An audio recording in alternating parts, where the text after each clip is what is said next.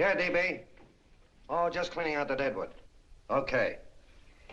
Look, Mr. Cannell, I just can't afford to be without work right now, not even for a day. I've got a mother and 2 kid sisters. More good luck telegrams.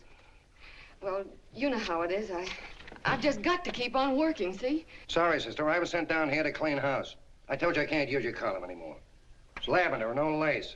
Send those other people in. I'll tell you what I'll do. I get $30 a week. I'll take 25, 20 if necessary. I'll do anything you say. It isn't the money. We're after circulation. What we need is fireworks. People who can hit with sledgehammers. Start arguments. Oh, I can do that. I know this town inside out. Oh, give me a chance, All please. right, come in. Cashier's got your check. Who are these people? Gibbs, Frawley, Cunningham, Giles. Hey, you sister. Don't forget to get out your last column before you pick up your check.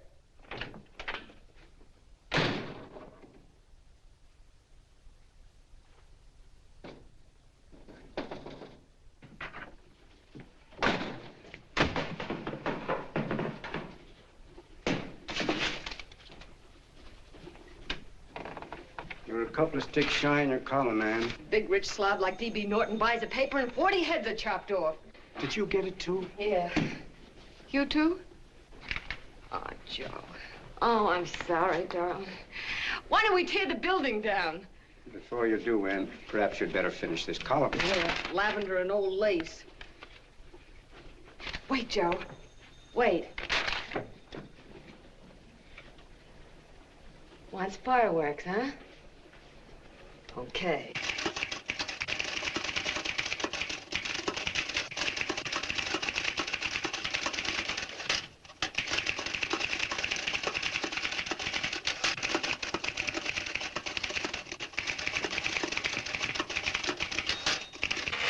Here. Below is a letter which reached my desk this morning. It's a commentary on what we laughingly call a civilized world. Dear Miss Mitchell, 4 years ago, I was fired out of my job. Since then, I haven't been able to get another one. At first, I was sore at the state administration because it's on account of the slimy politics here we have all this unemployment. But in looking around, it seems the whole world's going to pot. So in protest, I'm going to commit suicide by jumping off the City Hall roof. Signed, a disgusted American citizen, John Doe. Editor's note, if you ask this column, the wrong people are jumping off the roofs. Hey, Ann, this is the old Fakeroo, isn't it? Never mind that, Joe. Go ahead. Sorry,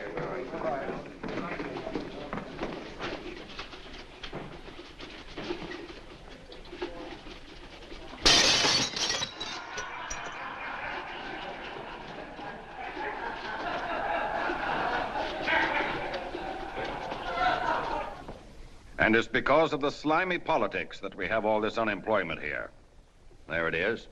That's D.B. Norton's opening attack on the governor. Why, Jim, it's just a letter. Send it into a column. No, I can smell it. That's Norton. Good morning, gentlemen. Good morning, Governor. Morning, Governor. You're rather early. Governor, did you happen to see this in the new bulletin? Yes. I had it served with my breakfast this morning. Jim thinks it's D.B. Norton at work. Of course it is. Oh, come, Jim. That little item, D.B. Norton does things in a much bigger way. This is his opening attack on you, Governor. Take my word for it. What did he buy a paper for? Why did he engage a high-pressure editor like Cannell for? He's in the oil business. I tell you, Governor, he's after your scalp. All right, Jim, all right. Don't burst a blood vessel. I'll look into it. Will you get me Spencer of the Daily Chronicle, please? Yes, I saw it, Governor. If you ask me, that's a phony letter. Why, that gag has got whiskers on it. Okay, I'll get the mayor and maybe the Chamber of Commerce to go after them. Get Mayor Lovett on the phone. Sorry, the mayor's busy on the other phone. Yes, I know, Mrs. Brewster. It's a terrible reflection on our city. I've had a dozen calls already. Spencer of the Chronicle. Hold him. Just a minute. Yes, Mrs. Brewster. I'm listening. I insist that this John Doe man be found and given a job at once. Now, if something isn't done about it, I'll call out the whole auxiliary. Yes, and the junior auxiliary, too. We'll hold a meeting and see that it is. Yes, Spencer? Who? The governor? Well, what about me? It's my building he's jumping off of, and I'm up for re-election, too. What are you doing? Get Cannell at the bulletin. Why, he's liable to go right past my window. Get me Cannell. What was that? What? Out the window. Something just flew by. I didn't see anything. Well, don't stand there, you idiot. Go and look. Open the window. Oh, why did he have to pick on my building? Is there a crowd in the street? No, sir. Then maybe he's caught on a ledge. Look again. I think it must have been a seagull. A seagull? What's a seagull doing around the city hall? That's a bad omen, isn't it? Oh, no, sir. The seagull is a lovely bird. It's all right, Mrs. Brewster. It was just a seagull. Can I help? Nothing's happened yet. No, I'm watching. Don't worry, Mrs. Brewster. Just leave it all to me. Spencer, I'll call you back. Hello, Connell? What are you doing? This is the mayor. Yes, Mayor Lovett. How many times are you going to call me? I've got everybody and his brother and sister out looking for him. Did you see the box I'm running? An appeal to John Doe. Think it over, John. Life can be beautiful, says Mayor. If you need a job, apply to the editor of this paper and so forth and so forth. Okay, Mayor, I'll let you know as soon as I have something. What? Well, pull down the blinds. Went up to Miss Mitchell's house, boss. Boy, she's in a bad way. Where is she? Hey, do you know something? She supports a mother and 2 kids. What do you know about that? Did you find her? No. Her mother's awful worried about her. When she left the house, she said she was going on a roaring drunk. The girl, I mean. Go out and find her. Sure. Hey, but the biggest thing I didn't tell you, her old man's Hello? Doc Mitchell. You know the doctor Yeah. saved my mother's life and wouldn't take any money for it? You remember that. Okay, boss, I'll go and look for her. Holy smokes, Commissioner, you've had 24 hours. Okay, Hawkshaw, grab a pencil. Here it is again. About 5'5", brown eyes, light chestnut hair, and as fine a pair of legs as ever walked into this office. Did you want to see me? No. I've had the whole Army and Navy out searching for you because that's a game we play here every day. I remember distinctly being fired. That's right. But you have a piece of property that still belongs to this newspaper, and I'd like to have it. What's that? The letter. What letter? The letter from John Doe. Oh, The whole town's in an uproar. We've got to find him, and the letter's the only clue. there is no letter. We'll get a handwriting expert to... What? There is no letter. Say that again. There's no letter. I made it up. You made it up. Mm-hmm. You said you wanted fireworks. Don't you know there are 9 jobs waiting for this guy? 22 families want to board him free. 5 women want to marry him, and the mayor's practically ready to adopt him, and you... Just call the morgue, boss. He said there's a girl there. Shut up. Ann, say, why didn't you... Beanie. Only one thing to do, Hank. Drop the whole business quickly. How? Run a story. Say John Doe was in here and is sorry he wrote the letter and... That's right. They've got it, sure. He came in here, and I made him change his mind. Bulletin editor saves John Doe's life. Why, it's perfect. I'll have Ned write it up. Oh, Ned, I got a story I want you to... Wait a minute.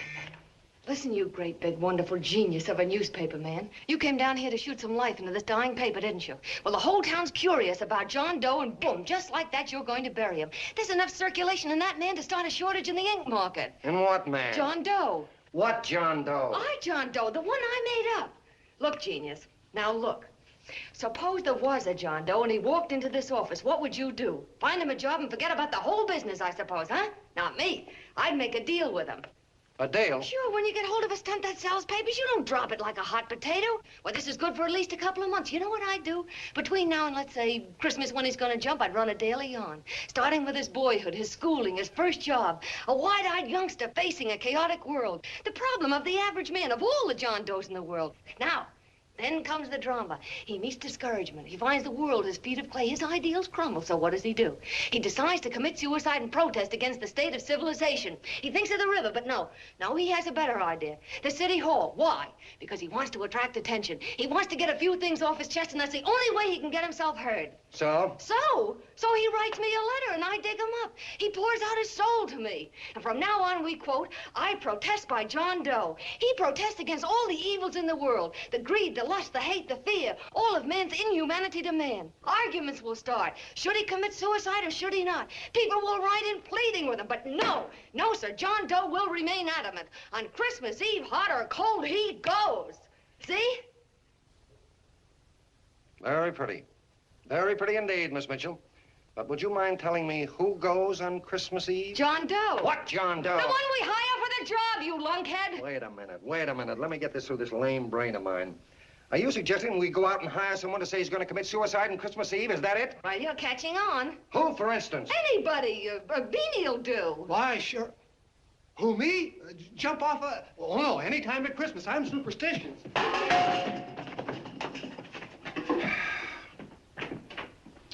Miss Mitchell, do me a favor. Will you go on out and get married and have a lot of babies, but Stay out of newspaper business. Better get that story in, Hank. It's getting late. You're supposed to be a smart guy. If it was raining $100 bills, you'd be out looking for a dime you lost someplace. Holy smokes, wasting my time listening to this mad woman. Look, Chief, look at the Chronicle. It's running on John Doe. They say it's a fake. Why the no good the John Doe story amateur journalism.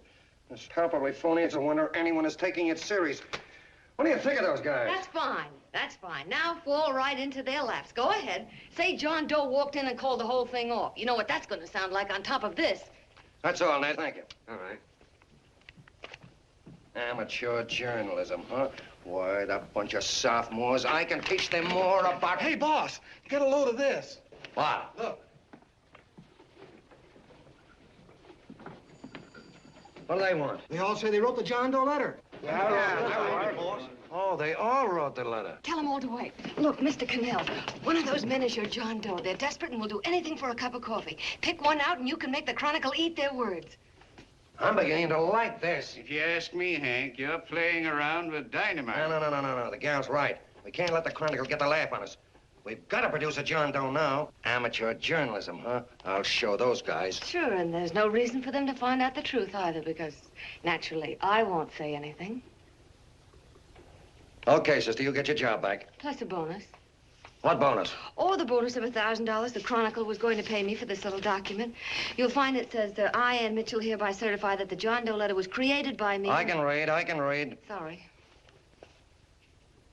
You think this is worth $1,000, do you? Oh, the Chronicle would consider it dirt cheap. Packs everything, including a gun. Okay, sister, you got yourself a deal. Now let's take a look at the candidates. The one we pick has got to be the typical average man. Typical American that can keep his mouth shut. Show me an American who can keep his mouth shut and I'll eat him. Okay, Beanie, bring him in one at a time.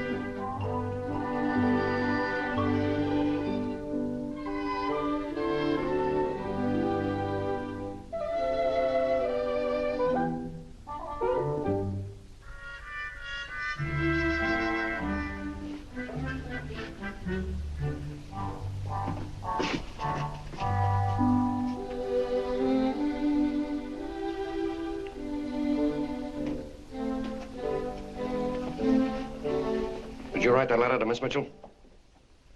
No, I didn't. What are you doing up here, then? Well, the paper says there were some jobs around loose. Thought there might be one left over. Had any schooling? Yeah, a little. What do you do when you work? I used to pitch. Baseball? Yeah, so my wing went bad. Where'd you play? Bush leagues, mostly. How about family? Got any family? No. Oh, just traveling through, huh? Yeah, me and a friend of mine. He's outside. Looks all right. It's perfect, a baseball player. What could be more American? I wish he had a family, though. Be less complicated without a family. Look at that face, it's wonderful. They'll believe him. Come on. What's your name? Willoughby. John Willoughby. Long John Willoughby, they called me in baseball. Would you like to make some money? Yeah, maybe. Would you be willing to say you wrote that letter and stick by it? I get the idea. Yeah, maybe. That's our man. He's made to order. I don't know. He don't seem like the kind of a guy that'd fall in line. When you're desperate for money, you do a lot of things, Mr. Cannell. He's our man, I tell you. He's fainted. Come on, Get the him up. water quickly. Hurry up, Pop. Oh, Right here, sit down. you all right? Yeah, I'm all right. How many is that, 6?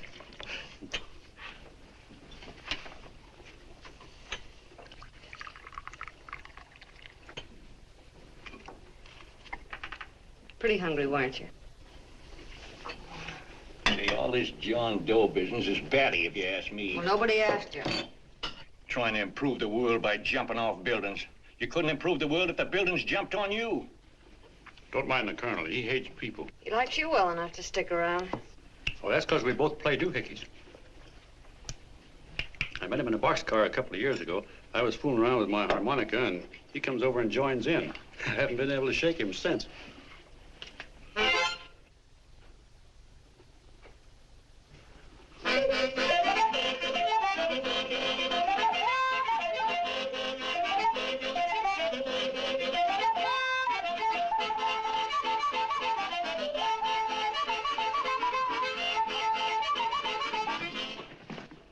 Here he is. No, you can't take pictures of him like that, eating a sandwich and with a beard.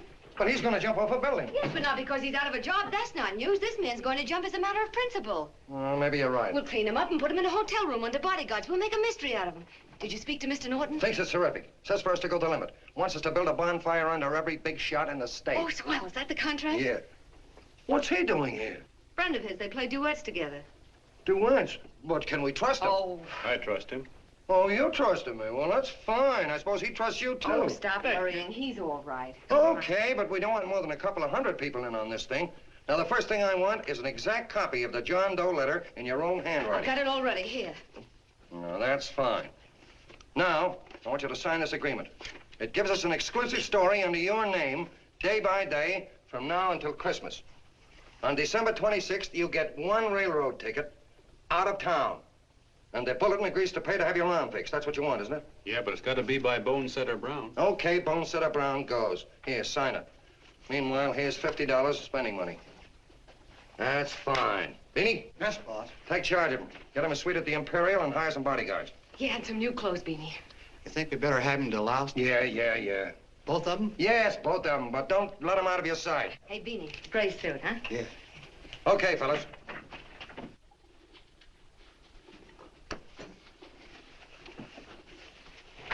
Take it easy, John Doe.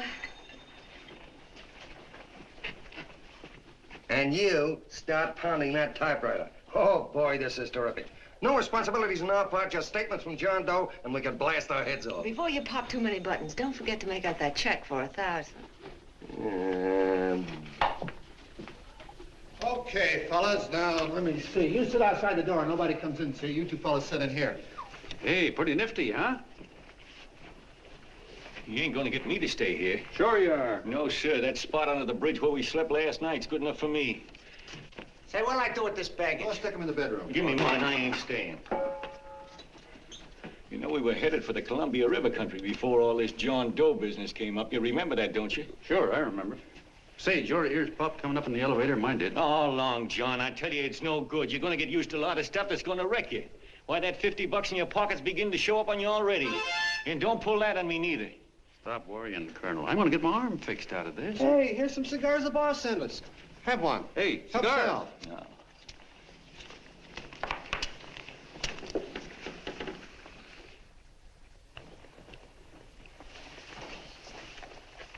Say, I'll bet you even the major leaguers don't rate an outfit like this. Here, make yourself comfortable. Paper? I don't read no papers, and I don't listen to radios either. I know the world's been shaped by a drunken barber, and I don't have to read it. I've seen guys like you go under before. Guys that never had a worry. Then they got a hold of some dough and went goofy. The first thing that happens Hey, to did a you guy... get a load of the bedroom? No. The first thing that happens to a guy like that, he starts wanting to go into restaurants and sit down at a table and eat salads and cupcakes and tea. Boy, what that kind of food does to your system.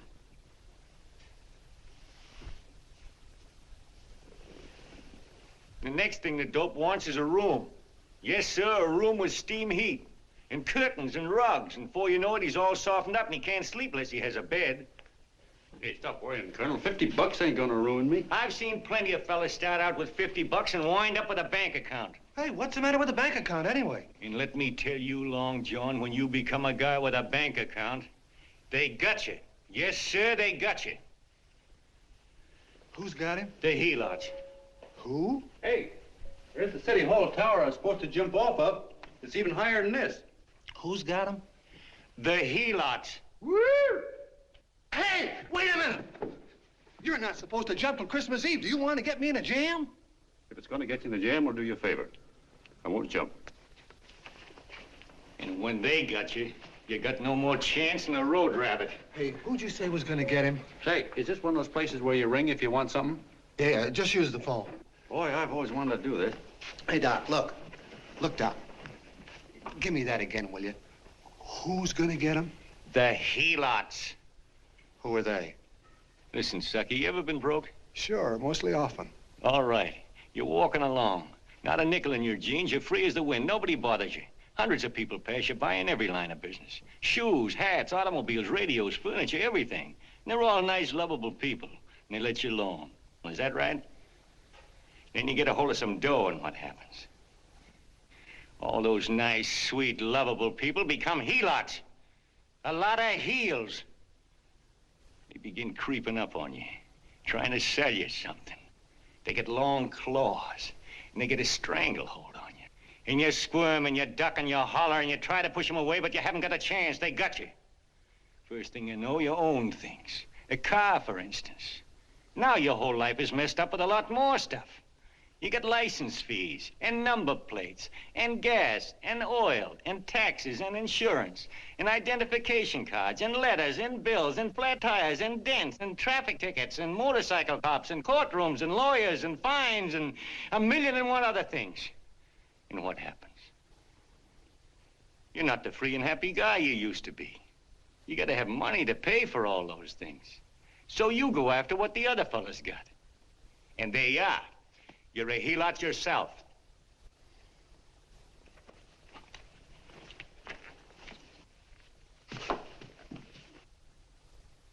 You win, Colonel. Here, take the 50.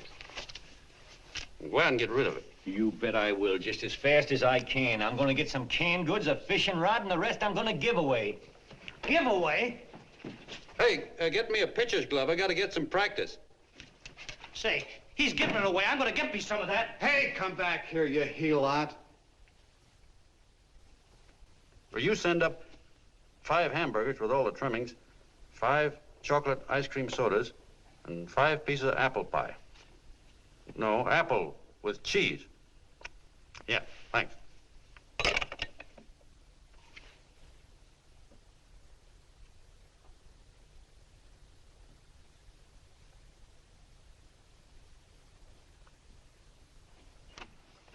Hello there. Well, well.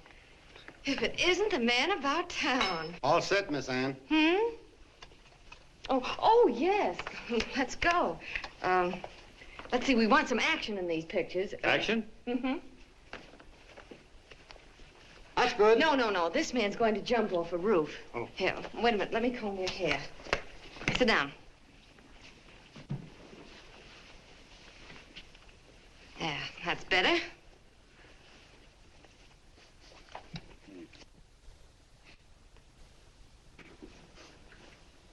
You know, he's got a nice face, hasn't he? Yeah, he's pretty.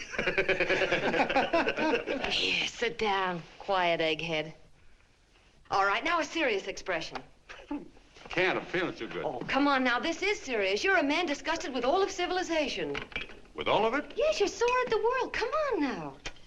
Oh, crabby guy, huh? Yeah. No.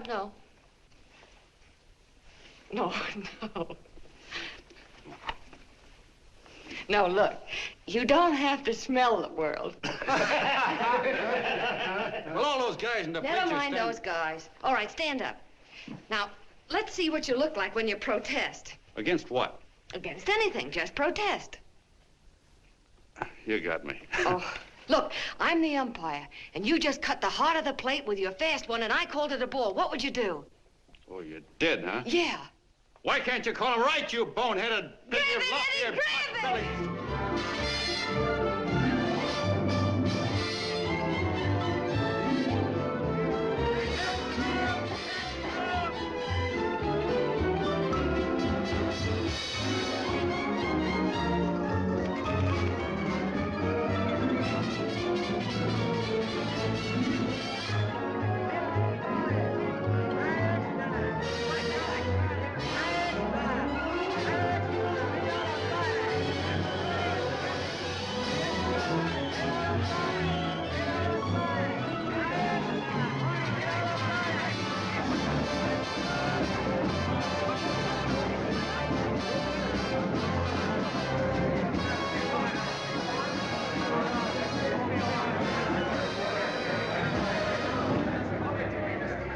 don't care whose picture they're publishing. I still say that this John Doe person is a myth, and you can quote me on that. And I'm going to insist on his being produced for questioning. You know as well as I do that this whole thing is being engineered by a vicious man with a vicious purpose, Mr. D.B. Norton.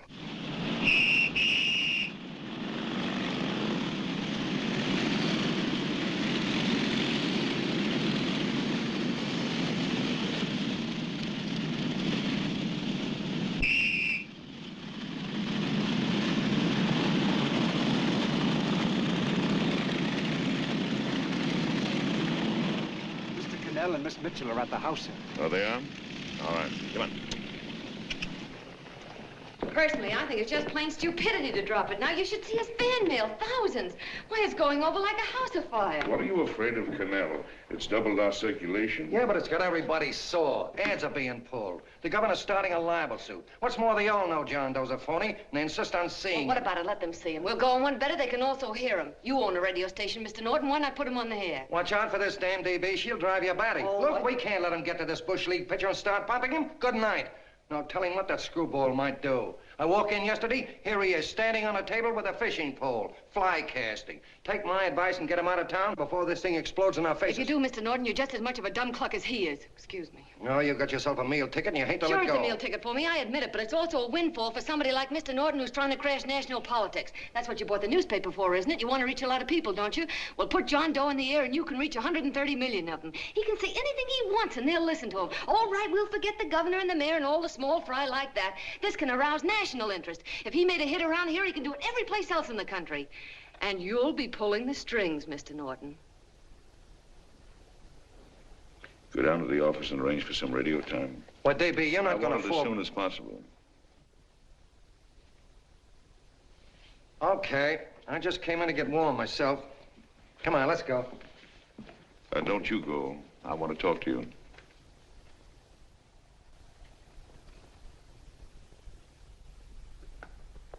Sit down.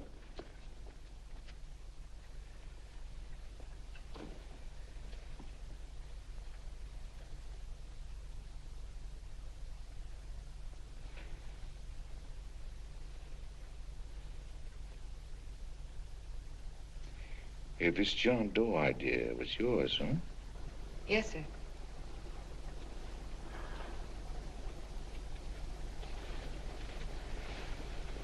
How much money do you get? $30. $30. Well, what are you after? I mean, what do you want? A journalistic career? Money. Money? Well, I'm glad to hear somebody admit it. Do you suppose you could write a radio speech that would put that fellow over? Oh, I'm sure I can. Do it, and I'll give you $100 a week. $100? That's only the beginning. You play your cards right, and you'll never have to worry about money again. Oh, I know it. Hello. Hello. Whenever there's a pretty woman around. This is my nephew, Ted Sheldon, Miss Mitchell. How do you do? How do you do? All right, Casanova, I'll give you a break. See that Miss Mitchell gets a car to take her home. Always reading my mind, aren't you? Thank you very much for everything. And Miss Mitchell, I think from now on you'd better work directly with me. Yes, sir.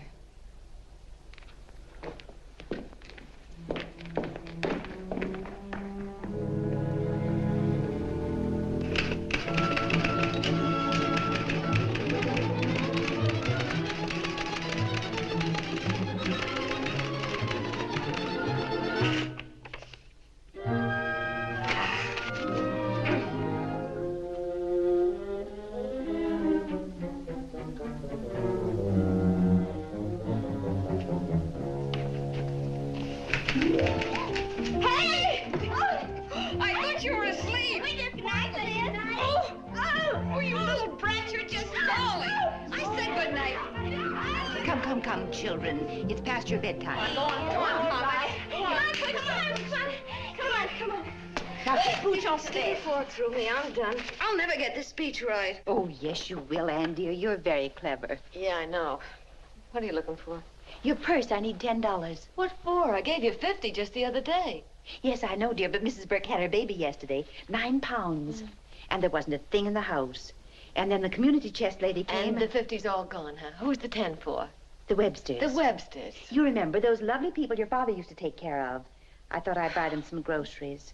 Oh, Anne, dear, it's a shame those You're poor... marvelous, Ma. You're just like Father used to be. Do you realize a couple of weeks ago we didn't have enough to eat ourselves?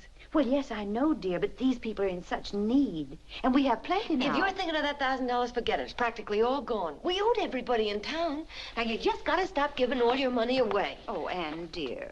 Oh, I'm sorry, Ma. Oh, don't pay any attention to me. I guess I'm just upset about all this. Gee whiz, here I am with a great opportunity to get somewhere, to give us security for once in our lives, and I'm stuck. If I could put this over, your Mrs. Burke can have 6 babies. You mean this speech you're writing? Yeah, I don't know. I simply can't get it to gel.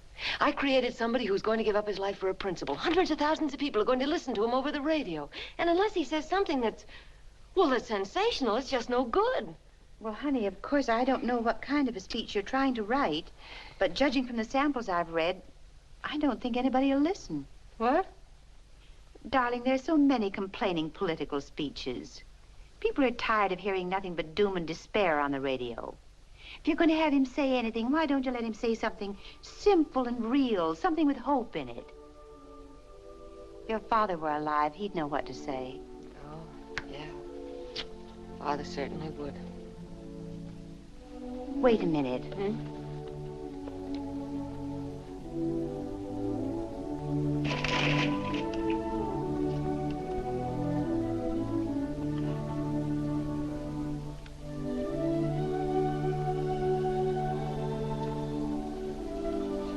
That's your father's diary, Anne.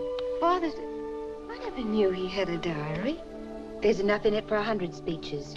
Things people ought to hear nowadays. You'll be careful of it, won't you, dear? It's always helped to keep your father alive for me. You bet I will, Ma. Wait a minute. John Doe don't want to sign no autographs. Well, what does he do all day? What does he do all day? He's writing out his memories. Sorry, lady, you can't see Mr. Doe. He wants to be alone. No, he just sits around all day and commutes with himself.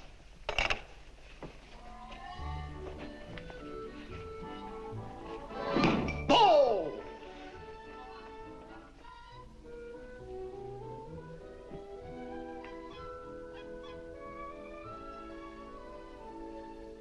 I don't know how you're going to stand it around here till after Christmas. I'll bet you ain't heard a train whistle in 2 weeks.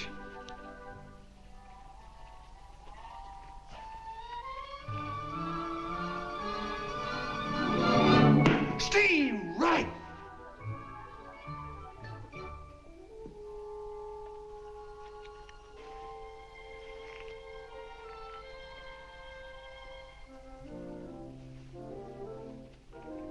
I know why you're hanging around.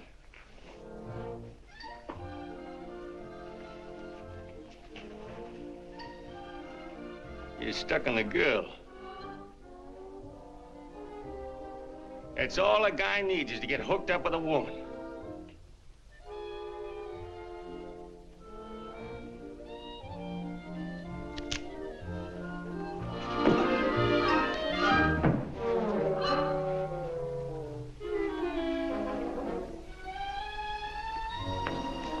What was that, a single?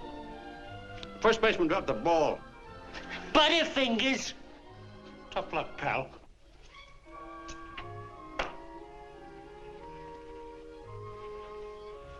Guy has a woman on his hands. First thing he knows, his life is balled up with a lot more things. Furniture and...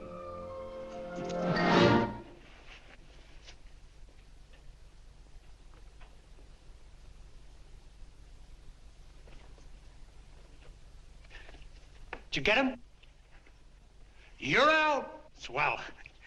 What's this, the end of the 8th? 9th.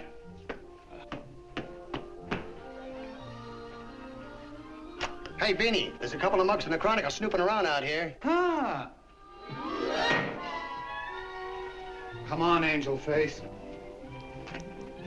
Gangway. What's the score, Angel Face? 3-2, our favor. Gee, that's great.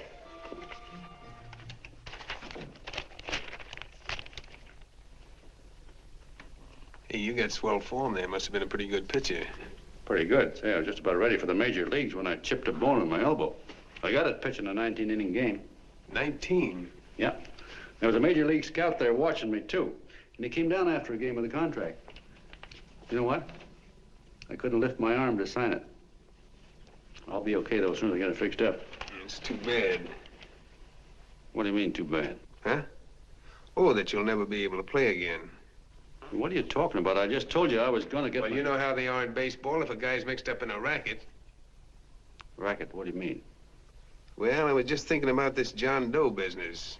Why, as soon as it comes out it's all a fake, you'll be washed up in baseball, won't you? Yeah. Hey, doggone. I never thought about that.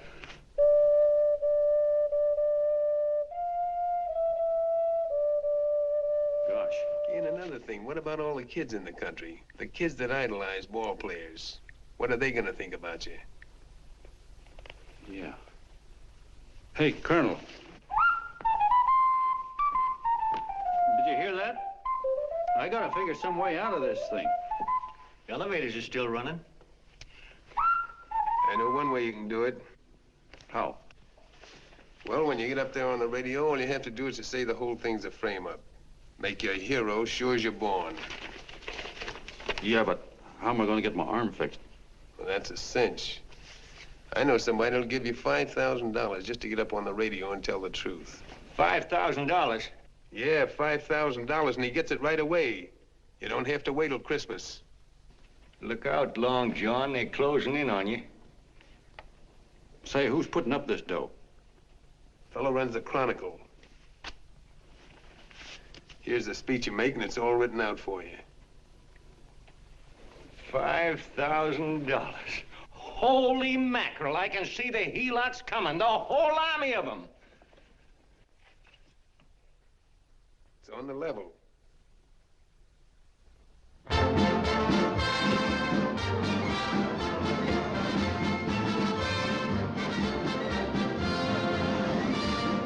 No, I'm sorry. Tickets for the broadcast are all gone. Phone the bulletin. Sorry, no more tickets left.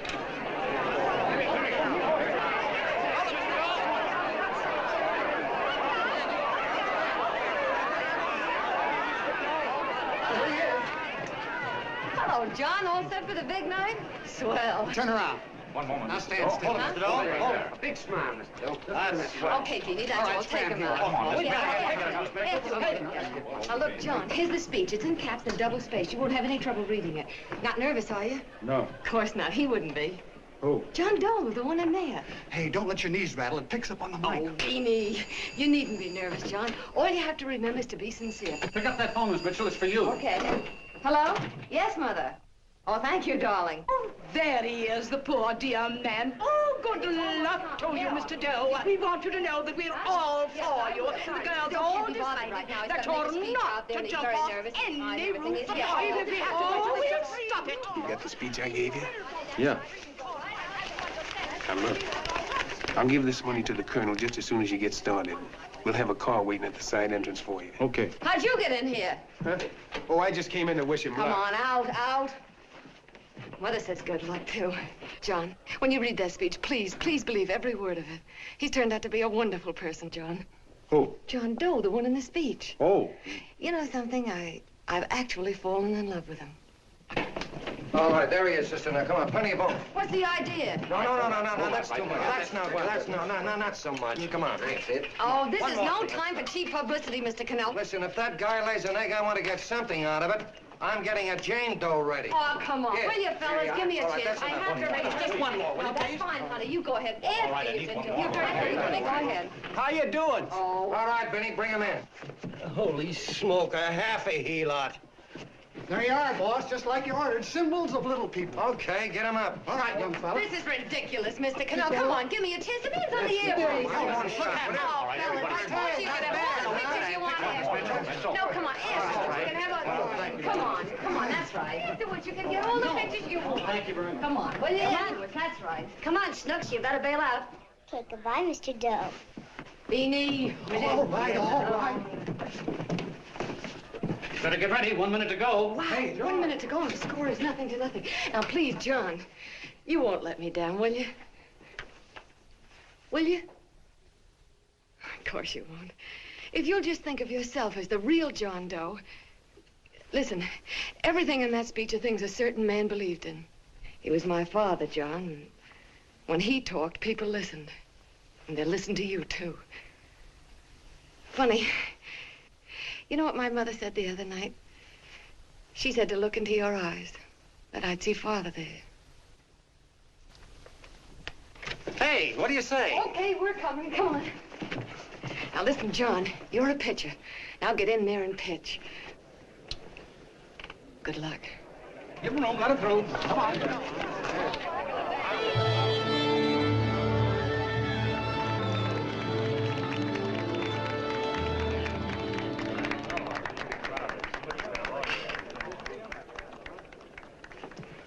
Hey, let's get out of here. There's the door right there. Hey, what are you doing here? That's what I'd like to know. Come on, out. Hey, he's a friend of mine. Never mind, let him alone. He's all right. I'll be right over there pulling for you. No, John, over here.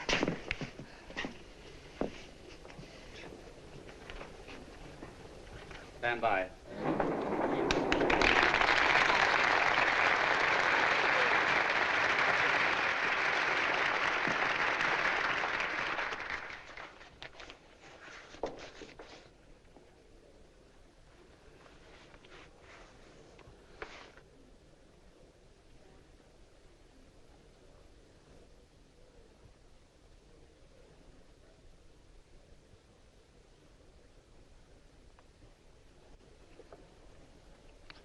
Phone the Chronicle. Tell them to start getting those extras out.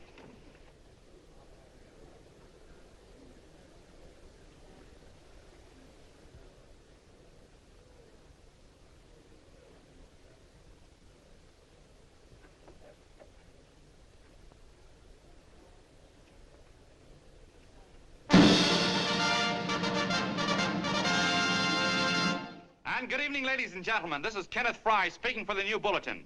Tonight we give you something entirely new and different. Standing beside me is the young man who has declared publicly that on Christmas Eve he intends to commit suicide, giving as his reason, quote, "I protest against the state of civilization," end quote. Ladies and gentlemen, the New Bulletin takes pleasure in presenting the man who is fast becoming the most talked of person in the whole country, John Doe.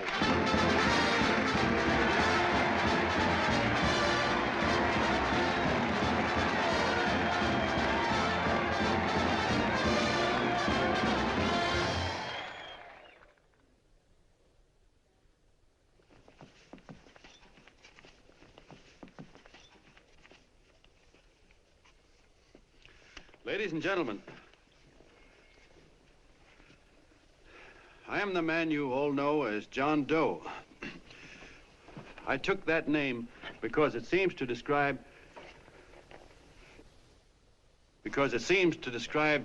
the average man. And that's me. And that's me. Well, it was me before I said I was going to jump off the city hall roof at midnight on Christmas Eve. Now I guess I'm not average anymore. Now I'm getting all sorts of attention. From big shots, too. We've been double-crossed. The mayor and the governor, for instance. They don't like those articles I've been writing. You're an imposter, young fella. That's a pack of lies you're telling. Who wrote that speech for you? Benny, get that gun. Hey, kid.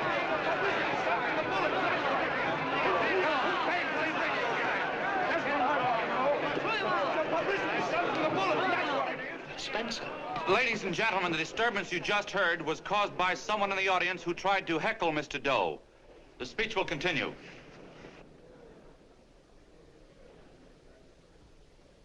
Well, people like the governor and that fellow there can stop worrying. I'm not going to talk about them. I'm going to talk about us, the average guys, the John Does. If anybody should ask you what the average John Doe is like, you couldn't tell him because he's a million and one things. He's Mr. Big and Mr. Small. He's simple and he's wise. He's inherently honest, but he's got a streak of larceny in his heart. He seldom walks up to a public telephone without shoving his finger into the slot to see if somebody left a nickel there.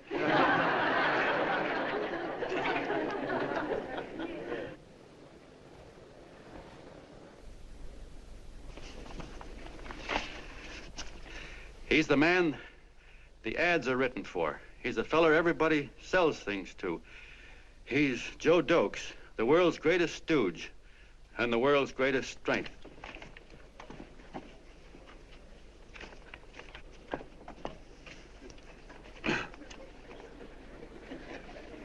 Yes, sir. Yes, sir, we're a great family, the John Does.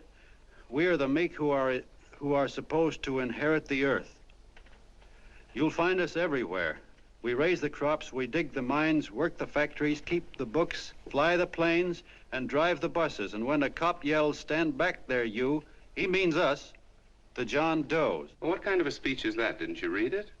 We've existed since time began. We built the pyramids. We saw Christ crucified, pulled the oars for Roman emperors, sailed the boats for Columbus, retreated from Moscow with Napoleon, and froze with Washington at Valley Forge. Yes, sir. We've been in there dodging left hooks since before history began to walk.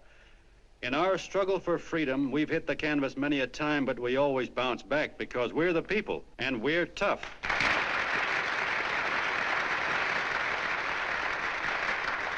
They've started a lot of talk about free people going soft, that we can't take it. That's a lot of hooey. A free people can beat the world at anything, from war to tiddlywinks, if we all pull in the same direction.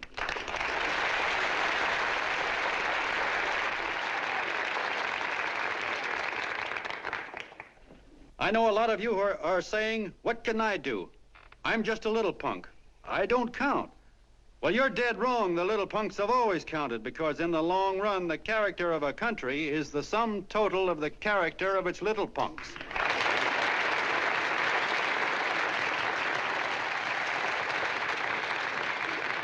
But we've all got to get in there and pitch. We can't win the old ball game unless we have teamwork. And that's where every John Doe comes in. It's up to him to get together with his teammate. And your teammate, my friends, is the guy next door to you. Your neighbor. He's a terribly important guy, that guy next door. You're going to need him, and he's going to need you, so look him up. If he's sick, call on him. If he's hungry, feed him. If he's out of a job, find him one. To most of you, your neighbor is a stranger, a guy with a barking dog and a high fence around him. Now, you can't be a stranger to any guy that's on your own team. So tear down the fence that separates you. Tear down the fence, and you'll tear down a lot of hates and prejudices. Tear down all the fences in the country, and you'll really have teamwork.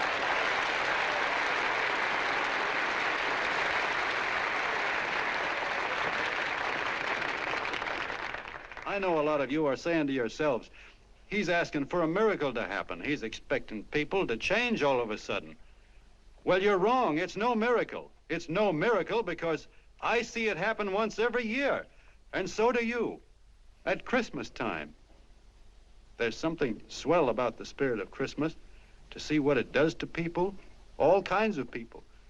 Now, why can't that spirit, that same warm Christmas spirit, last the whole year round? Gosh, if it ever did, if each and every John Doe would make that spirit last 365 days out of the year, we'd develop such a strength, we'd create such a tidal wave of goodwill that no human force could stand against it. Yes, sir, my friends. The meek can only inherit the earth when the John Does start loving their neighbors. You better start right now. Don't wait till the game is called on account of darkness. Wake up, John Doe. You're the hope of the world.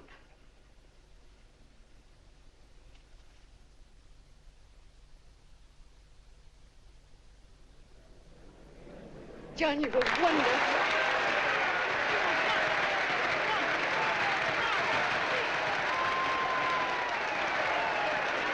Let's get out of here. Now you're talking.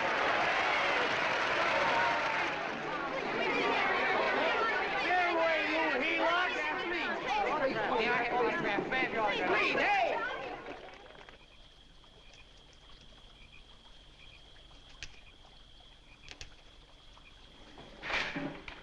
I knew you'd wake up sooner or later.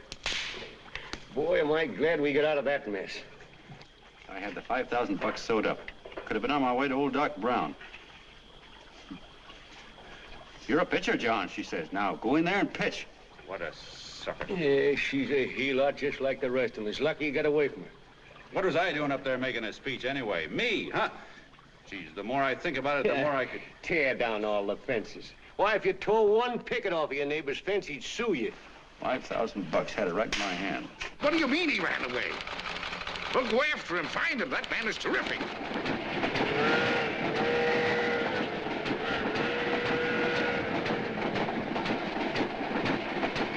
Columbia River, here we come.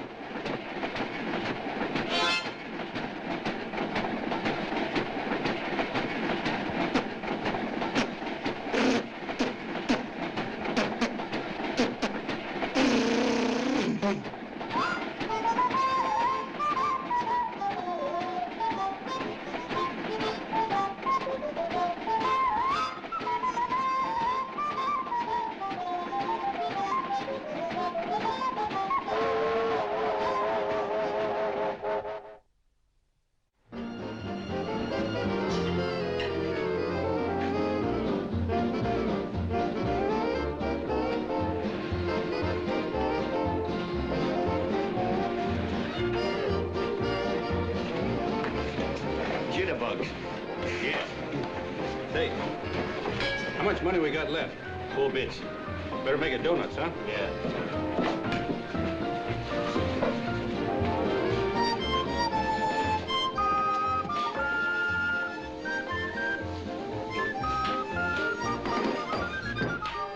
What'll it be, gents? Have you got a couple of steaks about that big and about that thick? Yeah, with hash brown potatoes and tomatoes and apple pie and ice cream and coffee. And donuts, I know. Hey, Ma, Seekers, a pair. Fingers a pair coming up. Glad he took the tea out of that.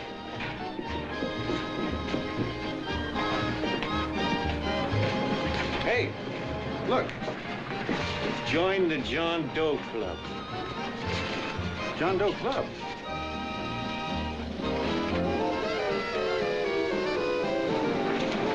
Uh-oh. You John Doe? Who? John Doe. Why you need glasses, buddy? Oh, but gee, it's a spitting image of John Doe. Yeah, but his name is Willoughby. I'm John Willoughby. I'm a baseball player. Sure. Oh, no, I'd know that voice anyway. You can't kid me. You John Doe. Hey, Ma! Ma! That's John Doe. John Doe. Yeah, sitting right there, big as life. Who'd you say it was? John Doe, the big guy there. Pictures in the paper. That's John Guy. John Doe. John Doe. Sitting right there, John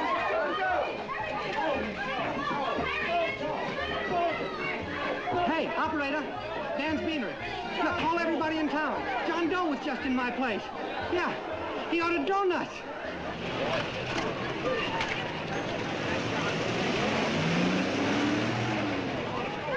John Doe. Let's see John Doe.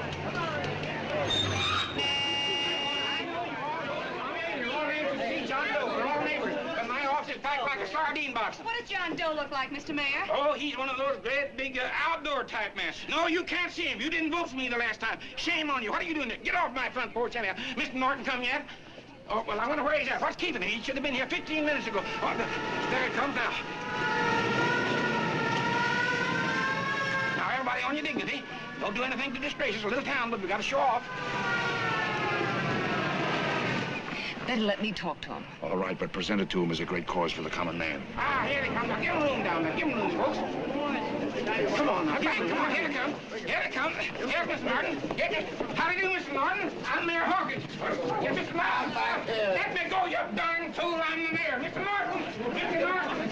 Mr. Norton. I'm Mayor Hawkins. Your office telephoned me to hold him. Well, that's fine. How is he? Oh, he's fine. He's right in my office there. You know, it's a great honor having John Doe here, and you too. Haven't had so much excitement since the old City Hall burned down. People are so excited they nearly tore his clothes off. Oh, Matilda, darling, phone the newspapers, tell them Mr. Norton's here. Step right inside, Mr. Norton. My office. Very comfortable here, Mr. Norton. Just had it air conditioned. Gangway, please. Make room for Mr. Norton. Gangway. Gangway. Here he is, Mr. Norton. Well taken care of. The neighbors are serving him a light lunch. Hello, John. Well, Mr. Mayor, if you don't mind, we'd like to talk to him alone. Why, certainly, certainly. All right, everybody. Clear out. Everybody, quickly now. Come on. Come on. Come on. That's All right.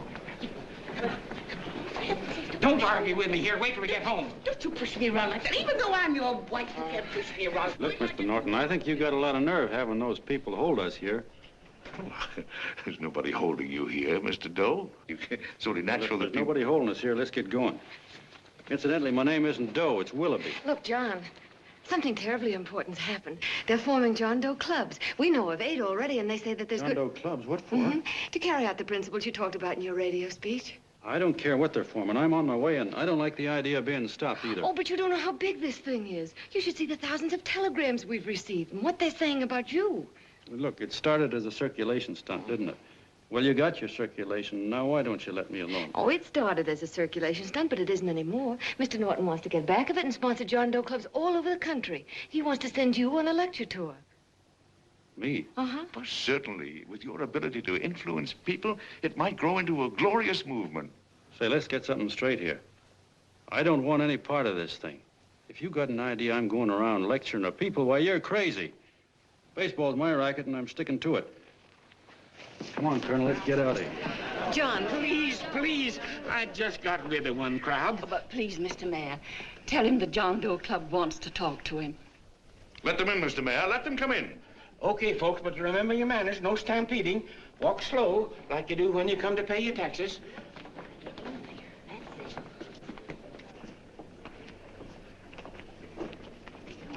Okay. All right, give me a chance. Come right in.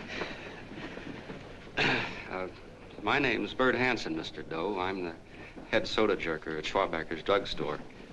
Well, sir, you see, me and my wife, we heard your broadcast, and we got quite a bang out of it, especially my wife. Kept me up half the night saying, that man's right, honey. The trouble with the world is nobody gives a hoot about his neighbor. That's why everybody in town's sore and cranky at each other. And I kept saying, well, that's fine, but how's a guy gonna go around loving the kind of neighbors we got? Old Sourpuss, for instance. You see, Sourpuss Smithers is a guy who lives all alone next door to us.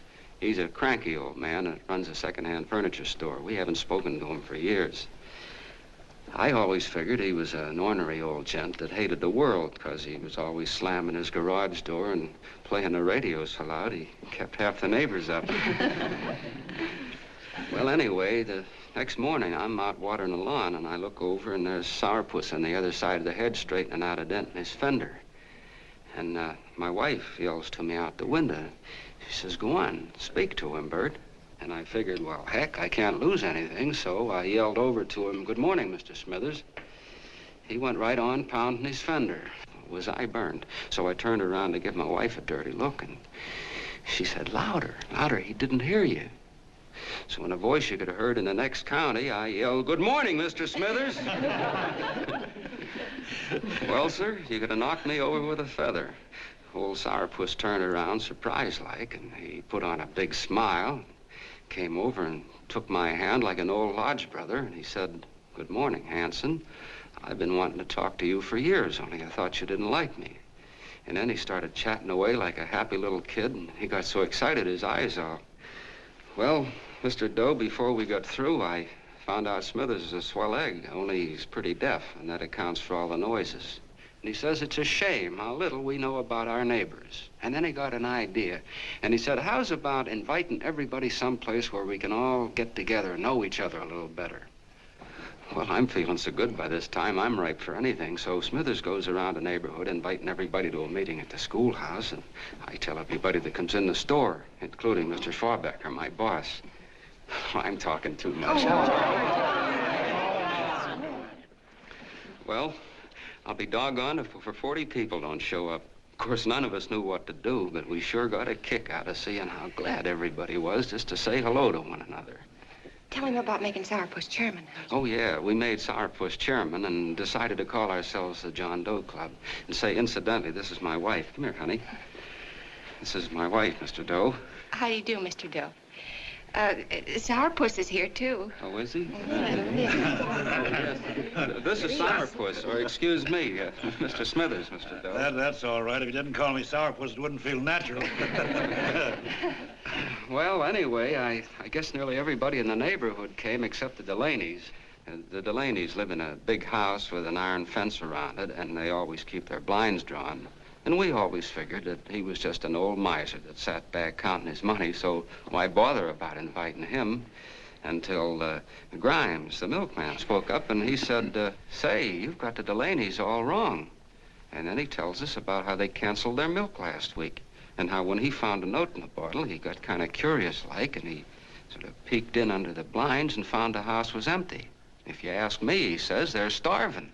Old man Delaney has been bringing his furniture over to my place at night, one piece at a time, and selling it. Yeah, and, well, sir, a half dozen of us ran over there to fetch him, and we brought him to the meeting.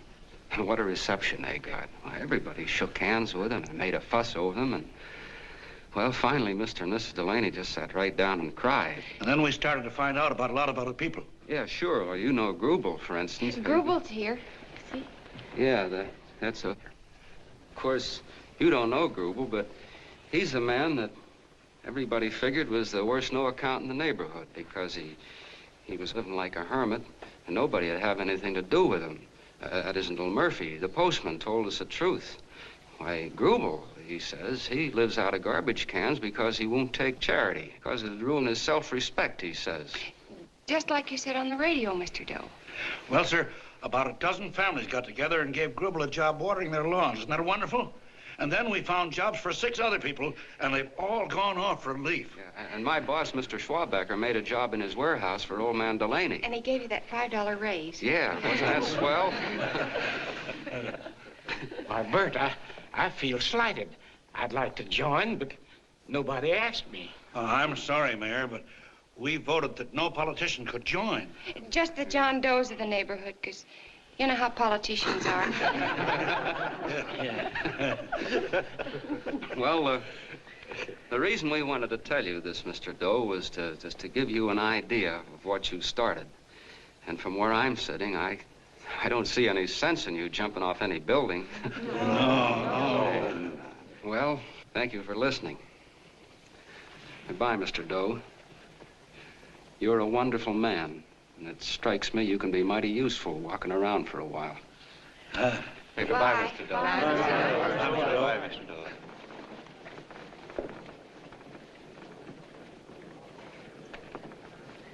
I'm Mrs. Delaney, Mr. Doe. And God bless you, my boy.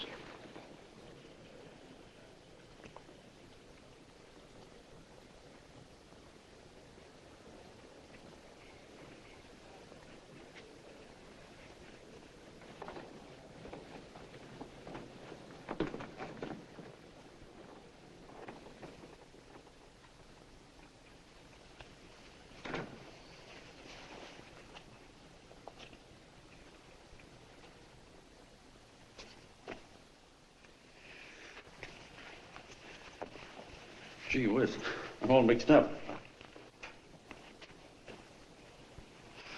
I don't get it. Look, all those swell people think I'm going to jump off a building or something. I never had any such idea. Gosh. The fellow'd have to be a mighty fine example himself to go around telling other people how to... Say, look, what happened the other night was on account of Miss Mitchell here. She wrote the stuff. Don't you see what a wonderful thing this can be? But we need you, John. You're hooked. I can see that right now. They got you. Well, I'm through. For 3 years, I've been trying to get you up to the Columbia River country. First, it was your glass arm. Then it was the radio. And now it's the John Doe clubs. Well, I ain't waiting another minute. Gangway, you helots. Hey, Colonel, wait a minute. Hey, Colonel! I want you personally to go along with John Doe and Miss Mitchell and handle the press and the radio. Me? Yes, I don't want to take any chances. And Johnson. Yes, Stevie? Your crew will do the mop-up job. They'll follow John Doe into every town, see that the clubs are properly organized and the charters issued. Right. There are only 8 flags up there now. I want to see that map covered before we get through.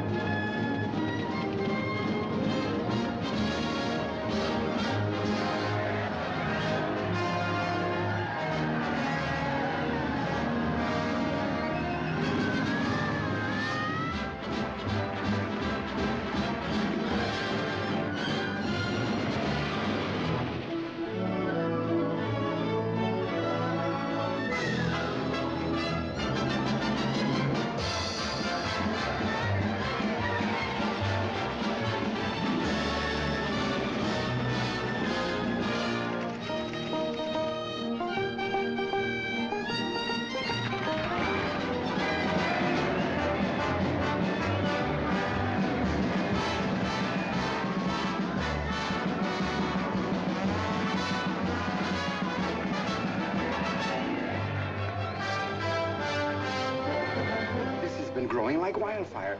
If they made demands, I'd understand it. But the John Does ask for nothing. People are going off relief. If this keeps up, I'll be out of a job.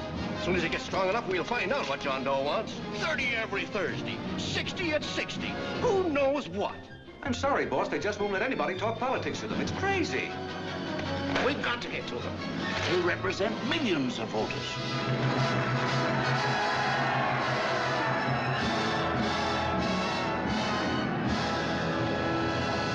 I tell you, ladies and gentlemen, this thing has been nothing short of a prairie fire. We've received so many applications for charters to the John Doe clubs, we haven't been able to take care of them. I'd hate to have that many pins stuck in me.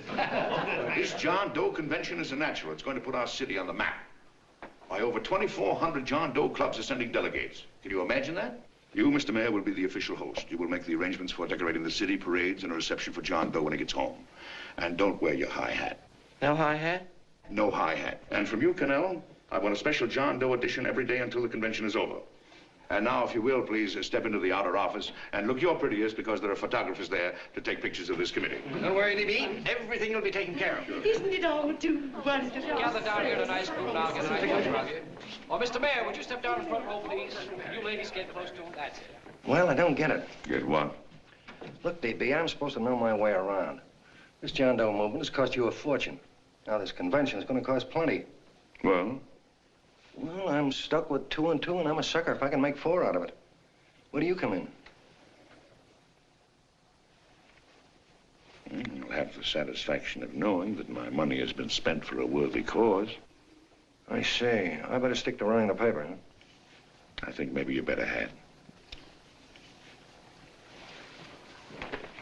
And Cannell, I'd like to have the John Doe contract, all the receipts for the money we advanced him with the letter Miss Mitchell wrote, for which I gave her $1,000. Yes, sure. Well, we leave for the airport, half an hour. Is that Johnny boy's room? Better hustle him up. He'll be ready on time. He's packing now. Ah, good. Did you see his picture on the cover of Time? Yeah. I gotta give you credit, Annie girl. I've handled a good many big promotions in my time. Everything from a World's Fair to a channel swimmer. But this one has certainly got me spinning. And now a John Doe convention. Wow. Say, if you could only get him to jump off the City Hall roof on Christmas Eve, I'd guarantee you 500,000 people there. Charlie. Huh? What do you make of him? Oh, Johnny boy? Well, I don't know what angle you want, but I'll give it to you quick. Number 1, he's got great yokel appeal, but he's a nice guy. Number 2, he's beginning to believe he really wrote that original suicide letter that you made up. Number 3, he thinks that you're Joan of Arc or something. Yeah, I know. Number 4, well, you know what number 4 is. He's nuts about you. Yeah, it's running out of his ears. You left out number 5. We're all heels, me especially. Holy smoke. Come in.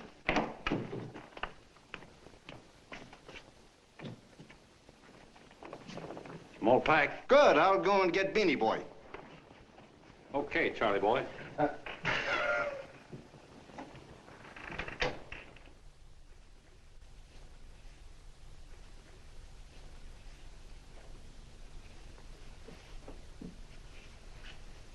Can I help you pack?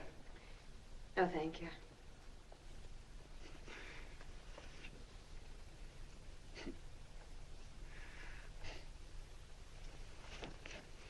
Do you care if I sit down out here? No.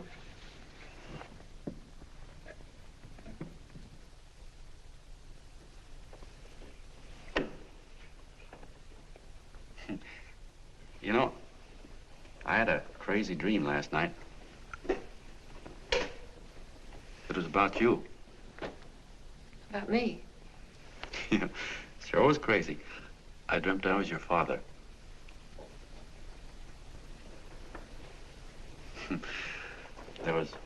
There was something I was trying to stop you from doing. So I got up out of bed and I walked right through the wall here, right straight into your room. You know how dreams are. And there you were in bed. But you're a little girl, you know, about 10. And very pretty, too. So I shook you, and the moment you opened your eyes, you hopped out of bed and started running like the devil in your nightgown. You ran right out the window there, and you ran out over the tops of buildings and roofs and everything for miles. And I was chasing you.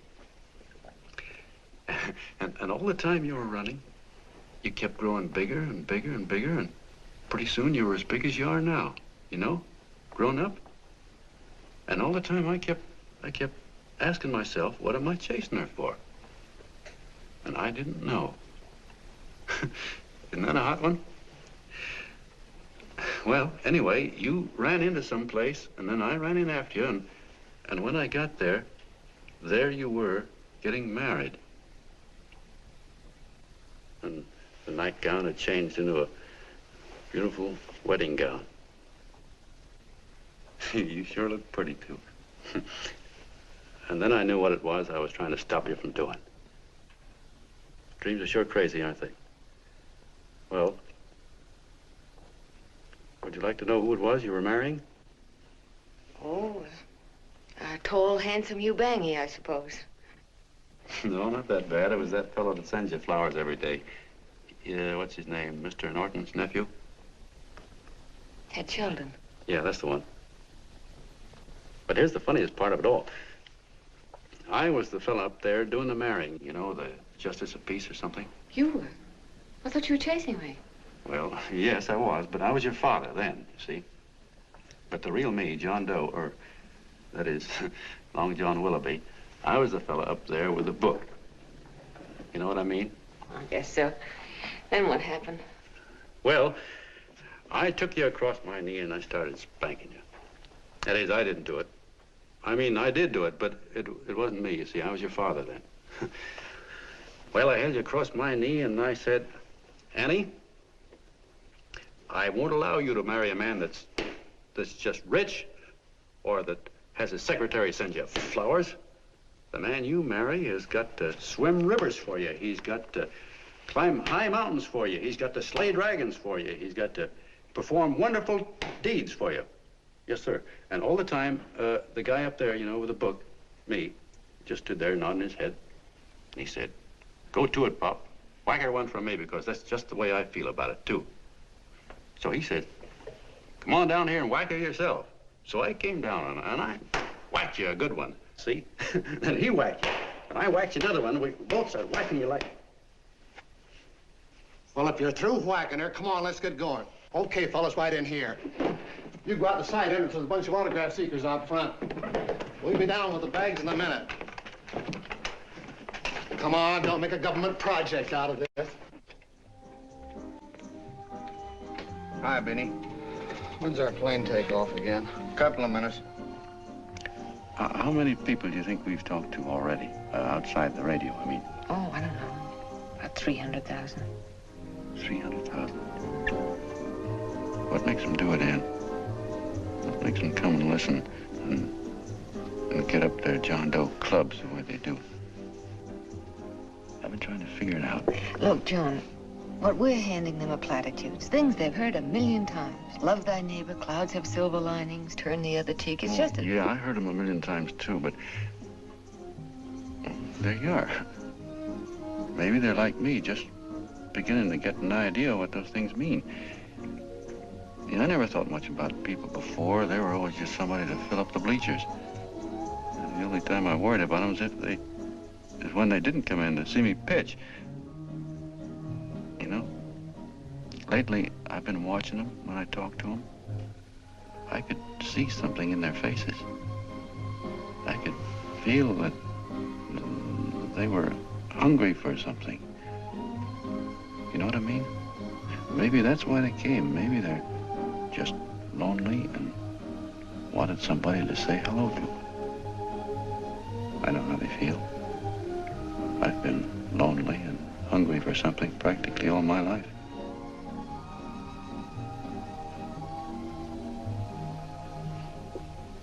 All aboard, folks. That's what I said, it's your office. Yeah, that's true. Oh, somebody else sitting here? No, that's your seat. And this is your coat. Mine? A little token of appreciation. Oh. Oh, it's beautiful, D.B. Well, I don't quite know what to say. Well, don't say anything at all. Just sit down. Oh. Go ahead, open it. Oh. lovely. And a new contract goes with it. Well, come on, spring it. You've got something on your mind. It must be stupendous. You know, that's what I like about it. Right to the point, like that. All right, Practical Annie, here it is.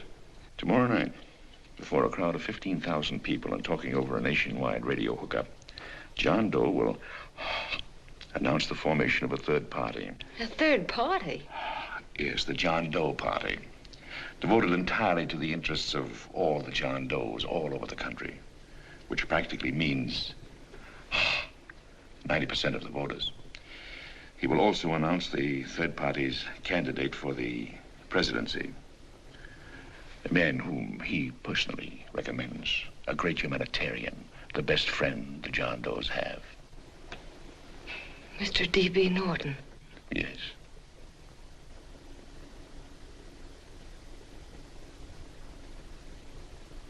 Wow.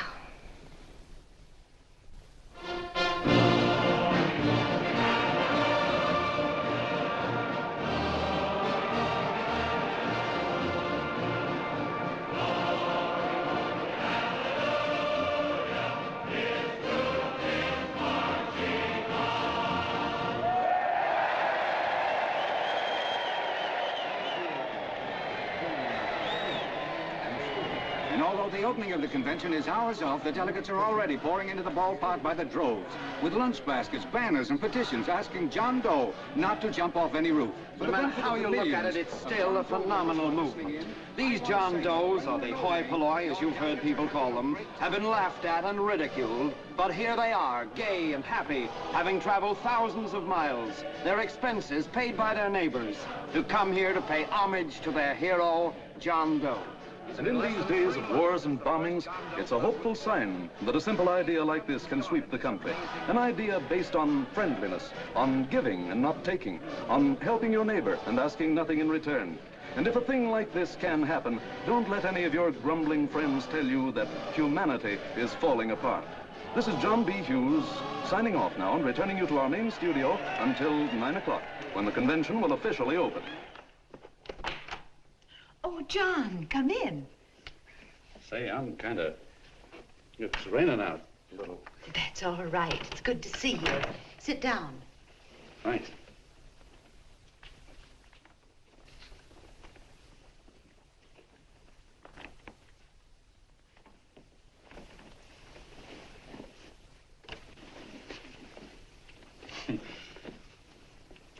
It's for Anne. Oh, how nice. Thank you very much. Flowers. I'm terribly sorry she isn't here.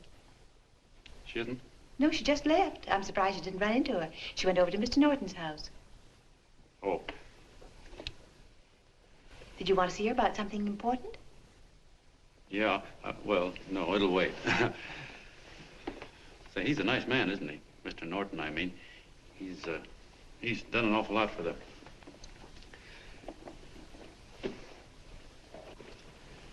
Well, say, my coat's pretty wet. I'm afraid I might have wet the couch a little.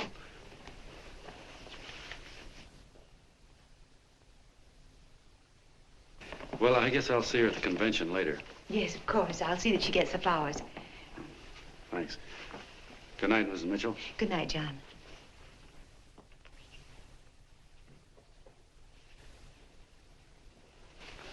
Say, Miss Mitchell, I'm kind of glad Anne isn't here.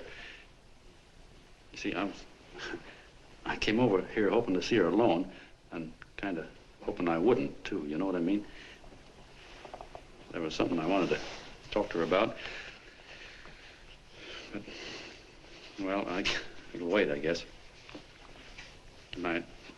Good night, John. Say, look, Mrs. Mitchell, have you ever been married? Oh, I'm sure you have. Gosh, that's pretty silly. I guess you must think I'm kind of batty. Well, I guess I'd better be going at that. John, my husband said, I love you. Will you marry me? You did? What happened? I married him.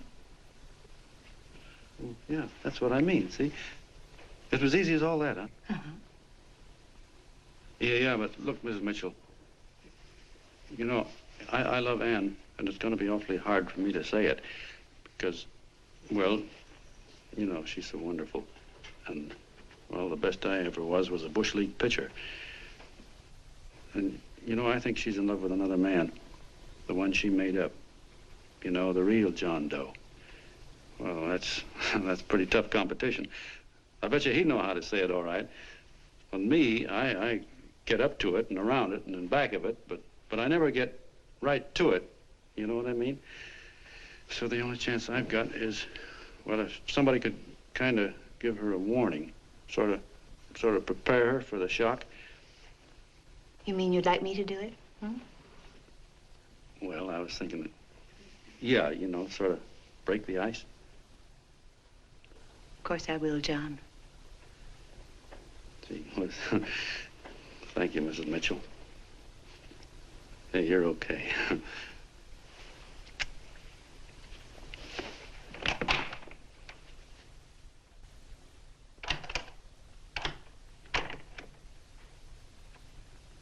This John Doe meeting is going to be one of the biggest things that ever happened. Why, they're coming from all over. Trains, boxcars, wagons. Oh, look out! Hello, bodyguards. Hey, had your dinner yet? Not yet. Oh, that's all right. Well, look, no, go ahead and have your dinner. Wait a minute, John.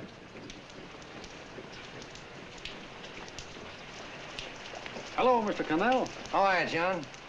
John, I want to have a little talk with you. What's the matter? Are you falling? Come here. Hey, boss. Oh, quiet. Say, tell me something. Did you read the speech you're going to make tonight? No, I never read the speeches before I make them. I get more of a kick out of it that way. Uh-huh. It's just exactly what I thought. Beanie, go on down to the office, tell Pop to give you the speech. There's a copy on my desk. Gee whiz, boss, you know Mr. Norton told me not to leave him, not even for a minute. Go on. We'll be at Jim's bar up the street. You're a nice guy, John. I like you. You're gentle. I always like gentle people. Me, I'm hard. Hard and tough. I got a use for hard people. Gotta be gentle to suit me. Like you, for instance.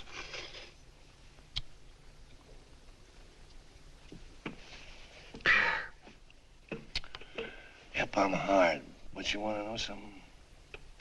I've got a weakness. Never guess that, would you? Well, I have. Want to know what it is?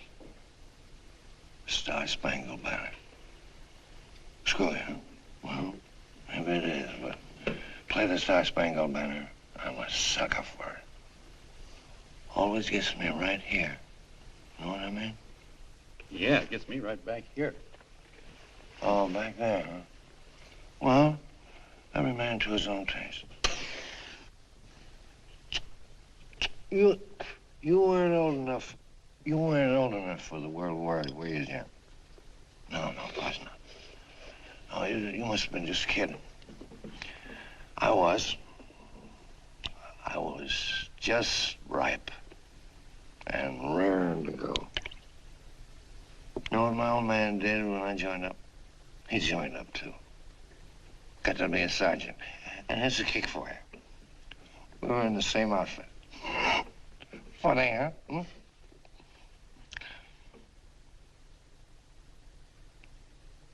He was killed, John. I saw him get it. I was right there, and I saw it with my own eyes.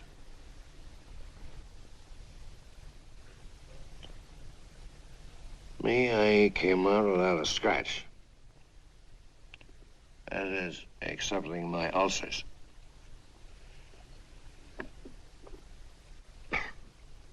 I should be drinking milk, you know. This stuff is poison. Hey, Tubby. Yes, Mr. Connell. What do you say, huh? All right. Yep, I'm a sucker for this country. I'm a sucker for the Star-Spangled Banner, and I'm a sucker for this country. I like what we got here. I like it. A guy can say what he wants and do what he wants without having a bayonet shoved through his belly. And that's all right, isn't it? You betcha. Yeah. Well, we don't want anybody coming around changing it, do we? No, sir. No, sir. And when they do, I get mad. I get boiling mad. And right now, John, I'm sizzling. I get mad for a lot of other guys besides myself. I get mad for a guy named Washington, and a guy named Jefferson, and Lincoln. Lighthouses, John. Lighthouses in a foggy world. You know what I mean? Yeah, you bet. Listen, pal, this fifth column stuff is pretty rotten, isn't it? Yeah, it certainly is. And you'd feel like an awful sucker if you found yourself marching right in the middle of it, wouldn't you? You. Of course, you would have known it because you're gentle. But that's what you're doing. You're mixed up with a skunk, my boy. A no-good, dangerous skunk. Say, you're not talking about Mr. Norton, are you? I'm not talking about his grandfather's pet poodle. You must be wrong, Mr. Cannell. Because he's been marvelous about the John Doe clubs. Yeah? Say, you're sold on this John Doe idea, aren't you? Sure. Sure. I don't blame you. So am I. It's a beautiful miracle. A miracle that can only happen right here in the good old USA. And I think it's terrific. What do you think of that? Me, hard-boiled Cannell, and I think it's plenty terrific. All right. Now, supposing a certain unmentionable worm whose initials are DB was trying to use that to shove his way into the White House so he could put the screws on, so he could turn out the lights in those lighthouses. What would you say about that, huh? Nobody's going to do that, Mr. Cannell. They can't use the John Doe clubs for politics. That's the main idea. Is that so?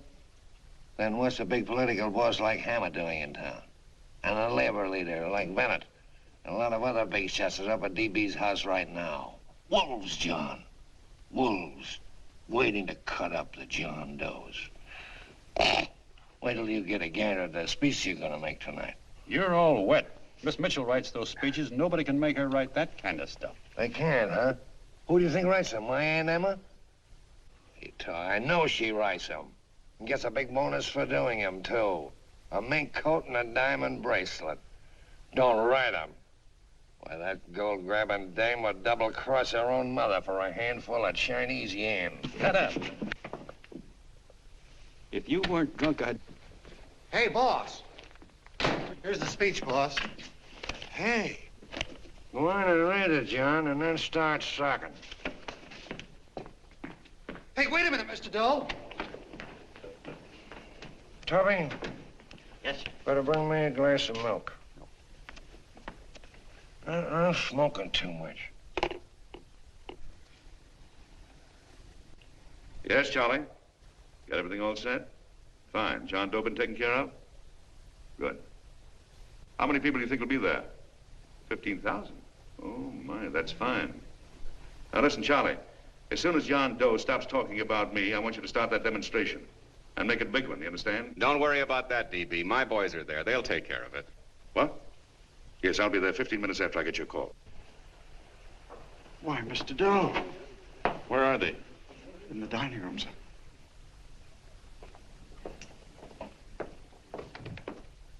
Now, gentlemen, I think we're about ready to throw that great big bombshell. Yeah, well, it's about time. Even a conservative estimate shows that we can count on anywhere between 10 and 20 million John Doe votes. Now, add to that the labor vote that Mr. Bennett will throw in, and the votes controlled by Mr. Hammett and the rest of you gentlemen in your own territories, and nothing can stop us. As I said before, I'm with you, providing you can guarantee the John Doe vote. Don't worry about that. You can count on me on one condition. Little Bennett's got to be taken care of. Didn't I tell you that everybody in this room would be taken care of? My agreement with you gentlemen stands. I'm with you, DB, but I still think it's a very daring thing we're attempting. These are daring times, Mr. Barrington. We're coming to a new order of things. There's too much talk been going on in this country. Too many concessions have been made. What the American people need is an iron hand. You're right. That's true. You're quite right, D.B. Discipline. Right. And now, may I offer a little toast to Miss Ann Mitchell, the brilliant and beautiful lady who is responsible for all this. Miss Mitchell. Mr. Norton, I'd like to talk to you alone for a minute. Oh, Miss Mitchell has something to say to us. That's fine.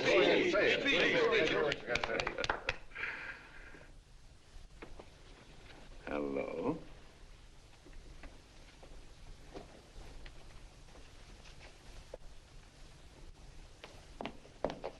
John, I'm so glad to see you. I was terribly worried. Did you write this?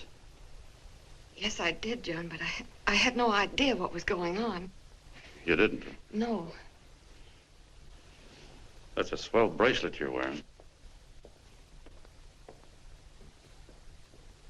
John, why aren't you at the convention?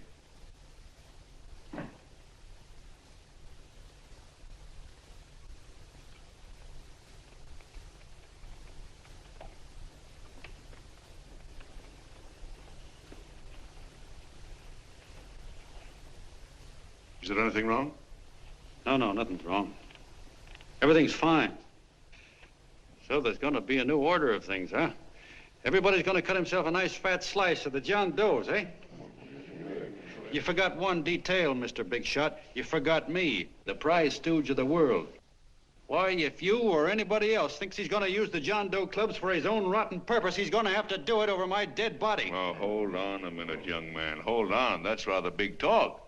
I started the John Doe clubs with my money, and I'll decide whether or not they're being properly used. No, you won't. You're through deciding anything. And what's more, I'm going down to that convention, and I'm going to tell those people exactly what you and all your fine-feathered friends here are trying to cook up for them. And I'm going to say it in my own words this time. Stop him, DB. You ruined us, DB. Wait a minute, fella. My uncle wants to talk to you. Listen to me, my son. Before you lose your head completely, may I remind you that I picked you up out of the gutter and I can throw you right back there again? You've got a nerve accusing people of things. These gentlemen and I know what's best for the John Does of America, regardless of what tramps like you think. Get off that righteous horse of yours and come to your senses. You're the fake. We believe in what we're doing. You're the one that was paid the 30 pieces of silver. Have you forgotten that? Well, I haven't. You're a fake John Doe, and I can prove it. You're the big hero that's supposed to jump off tall buildings and things. Do you remember? What do you suppose your precious John Does will say when they find out that you never had any intention of doing it, that you were being paid to say so? You're lucky they don't run you out of the country. And with the newspapers and the radio stations that these gentlemen control, we can kill the John Doe movement deader than a doornail. We'll do it, too, the moment you step out of line. Now, if you still want to go to that convention and shoot your trap off, you go ahead and do it.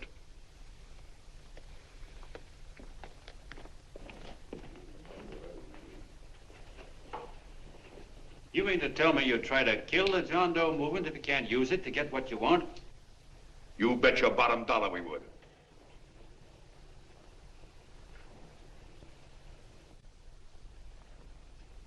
Well, that certainly is a new low. I guess I've seen everything now. You sit there back of your big cigars and think of deliberately killing an idea that's made millions of people a little bit happier. An idea that's brought thousands of them here from all over the country, by bus and by freight and jalopies and on foot, so they could pass on to each other their own simple little experiences.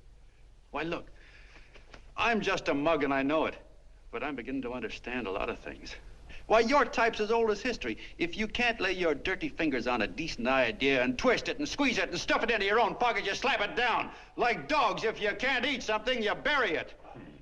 Why, this is the one worthwhile thing that's come along. People are finally finding out that the guy next door isn't a bad egg. That's simple, isn't it? And yet a thing like that's got a chance of spreading till it touches every last doggone human being in the world, and you talk about killing it. Why, when this fire dies down, what's going to be left? More misery, more hunger, and more hate. And what's to prevent that from starting all over again? Nobody knows the answer to that one, and certainly not you with those slimy, bollocksed up theories you got.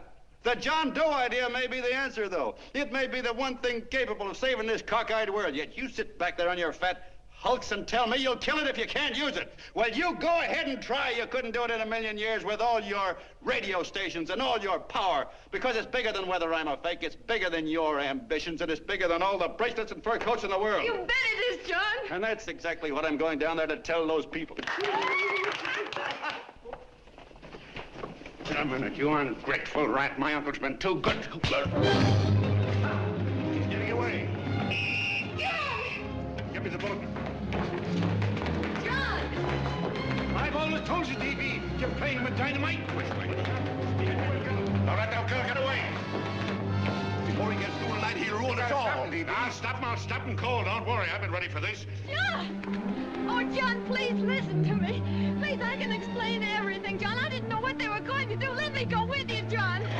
John, please. Go ahead, driver. Ballpark. Explain it to you, John. Please let me go with you. Please. John! Mr. Martin wants to see you. Listen to me, Mayor Lovett. You do as I say. I want them both arrested. You tell the police department to pick up Cannell. I've got the girl here. I've got the bullet. I don't care what you charge him with. If you're worried, let him go in the morning, but keep him in jail overnight. Hello, Bulletin. Put Put Wire on.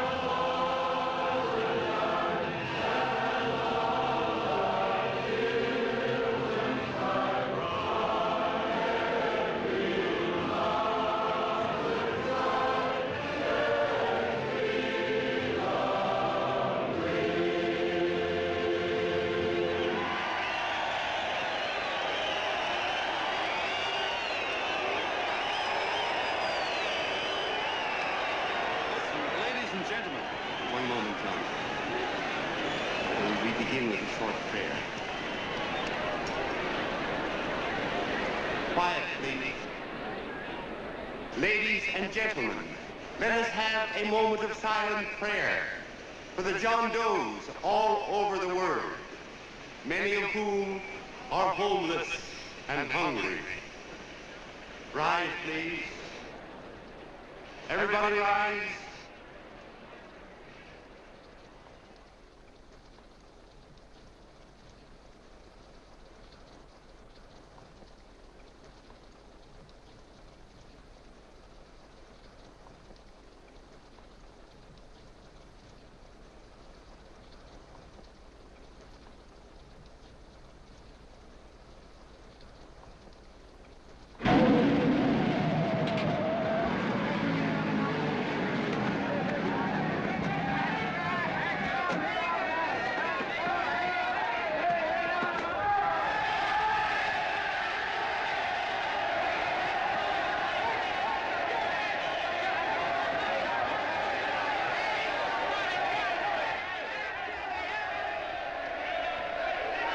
Newsboys. Hundreds of yelling newsboys are swarming into the park like locusts. They're yelling John Doe's a fake. Fake.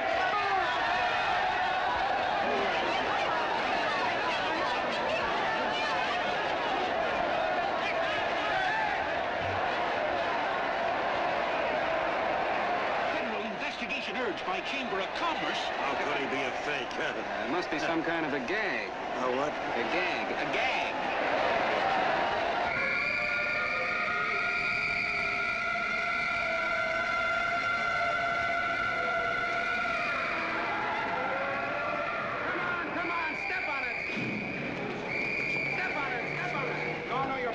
now, so let's get going. Wait for the paper. Hey, miss, will you autograph my balloon? Sure.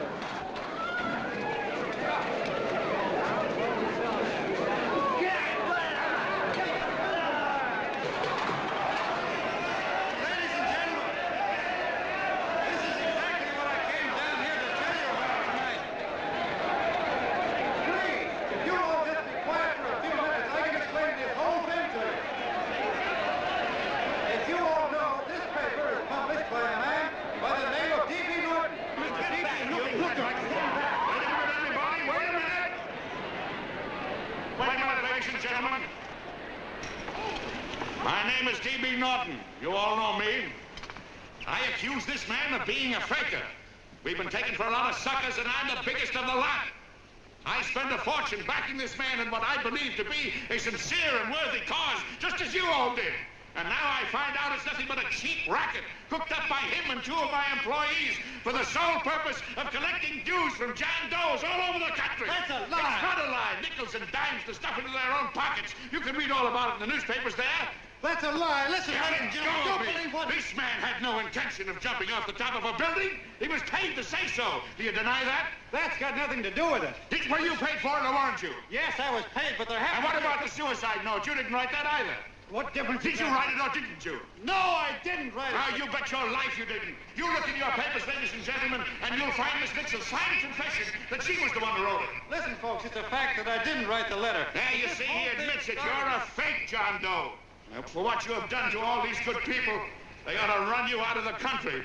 And I hope they do it.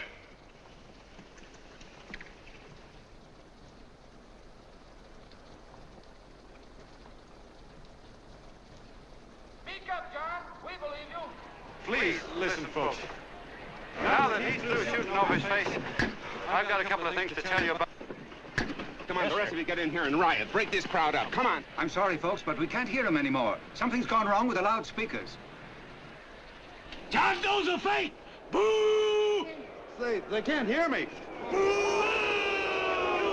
This thing's not working. Ladies and gentlemen.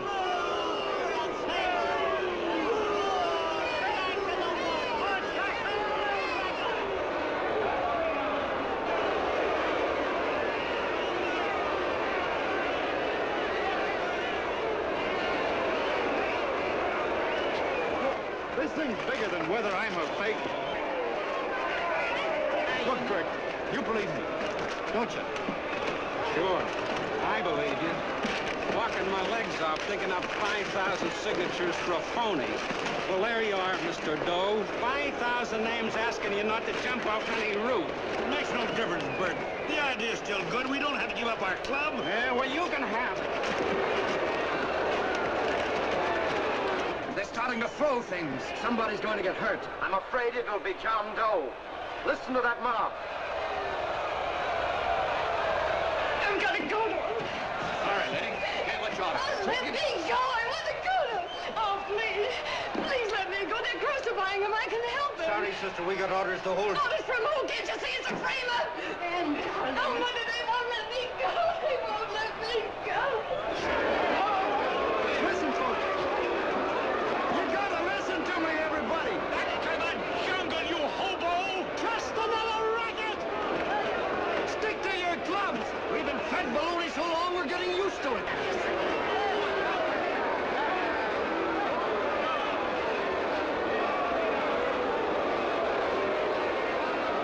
idea is still good.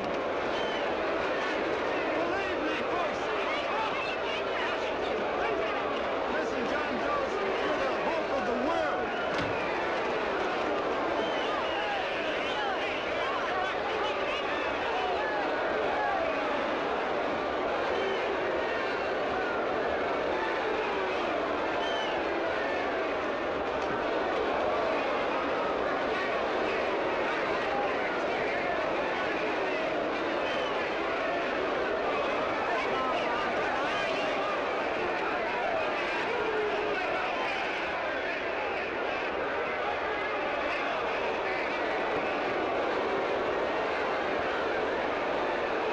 He's finally managed to get him out of the park.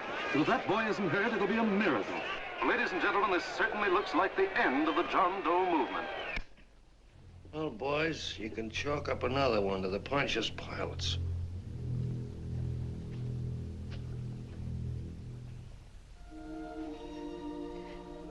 I should have been there. I could have helped him. He was so all alone. A lot of us are going to be mighty ashamed of ourselves after tonight. We certainly didn't give that man much of a chance.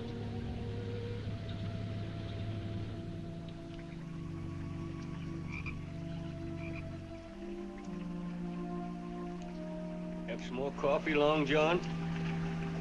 No thanks, Carl.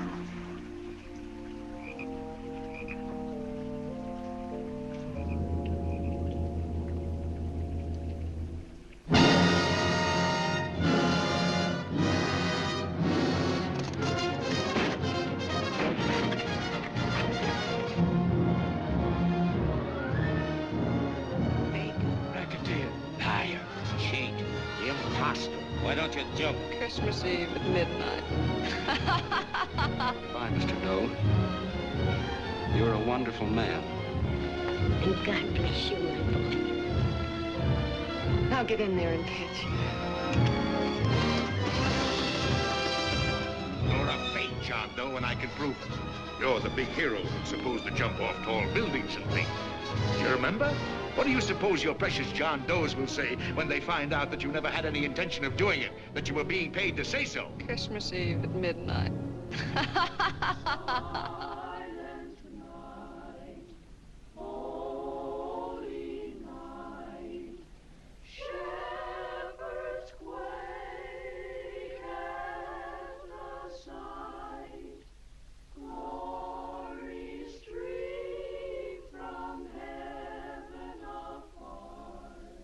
Merry Christmas, son.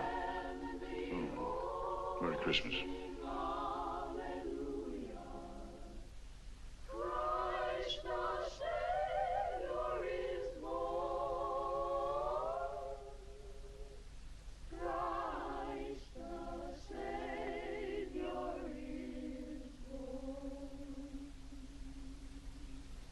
Thank you, sir.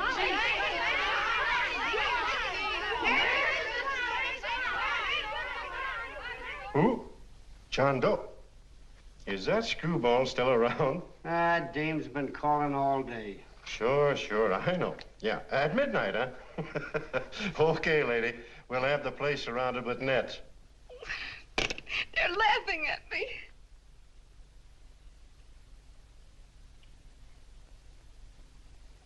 You're a sick girl, Anne. You better take it easy. Whom are you calling now? You called that number not 10 minutes ago. Hello, Mr. Cannell. Have you seen him yet? Now listen, Ann, he can't possibly get in without our seeing him. I'm watching the side door and the colonel's out front, so stop worrying. Oh. Thank you.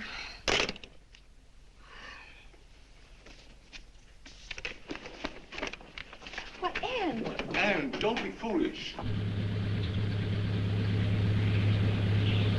If this isn't the craziest, the battiest, the looniest wild goose chase I ever heard of. Oh, shut up, Bert. Sourpuss is right. Yeah, well, if he is, I'm a banana split. That man is going to be on that roof. Don't ask me how I know. I just know, and you know it as well as I do. Sure. I'd like to believe in fairy tales, but a guy that's a fake isn't going to jump off any roof. I don't think he was any fake, not with that face.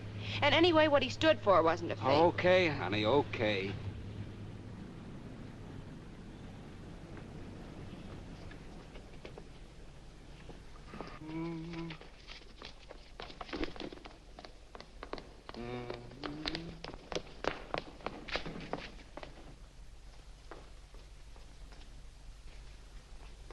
Elevators ain't running. Colonel, You shouldn't have got out of bed, miss. has he been here? No. Have you seen him? I ain't seen him for a week. Where's Cannell? He's watching the other door. Oh, gee, you're swell. Oh. No sense in going up there. I've been here for hours. He ain't here. Let me go, will you? Now, that's crazy. It's 14 floors.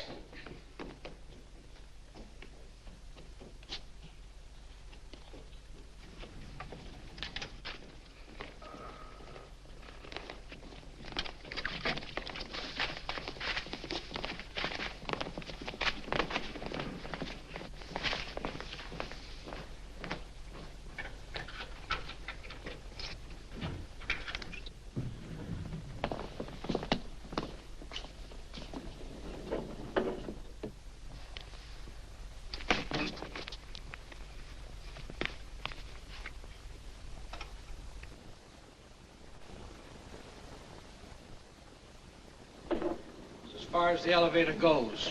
We gotta walk up to the tower.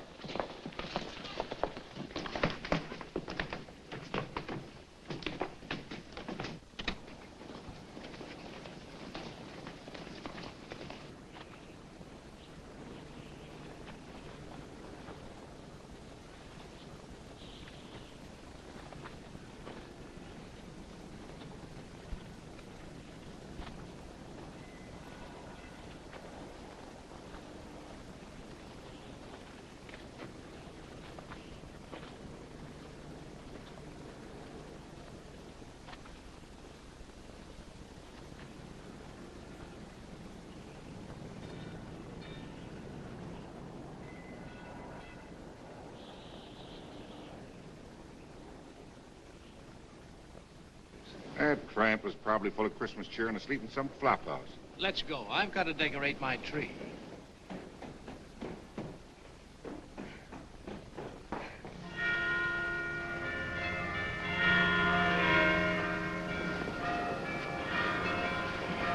Well, I give up.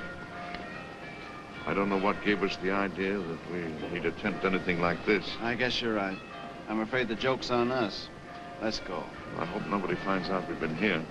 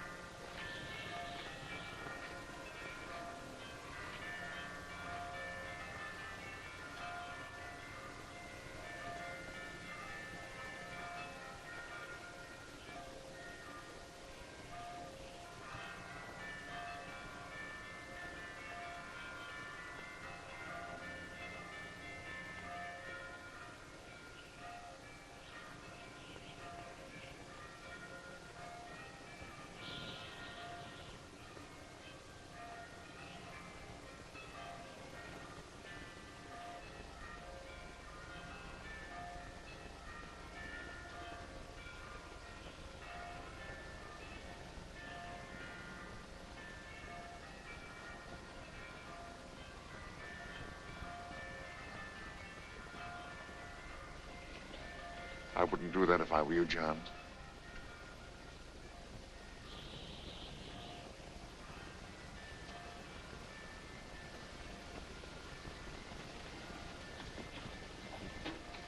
It'll do you no good. The mayor has policemen downstairs with instructions to remove all marks of identification you may have on your person. You'll be buried in Potter's Field and you will have accomplished nothing.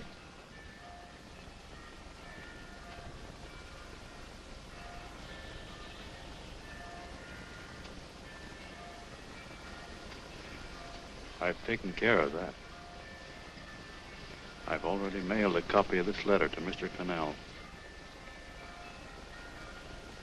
John, why don't you forget this foolishness? Stop right where you are, Mr. Norton, if you don't want to go overboard with me.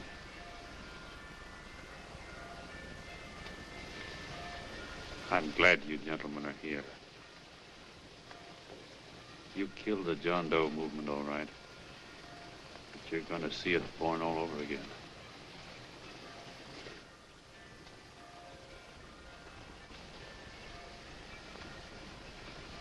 Now, take a good look, Mr. Norton. John! John! Oh, John, no, I won't let you. I love you, darling. Oh, please. Please don't give up. We'll start all over again. Just you and I. It isn't too late. The John Doe movement isn't dead yet.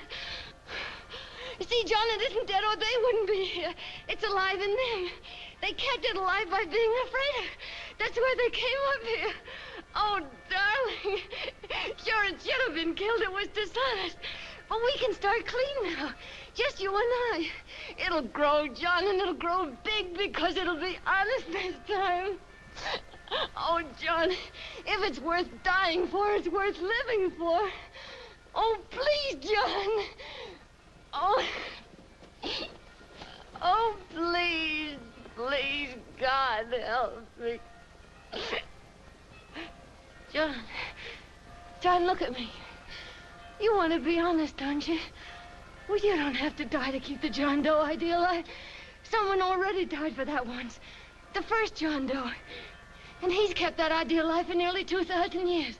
It was he who kept it alive in them. And he'll go on keeping it alive forever and always. For every John Doe movement these men kill, a new one will be born. That's why those bells are ringing, John. They're calling to us. Not to give up, but to keep on fighting, to keep on pitching. Oh, don't you see, darling?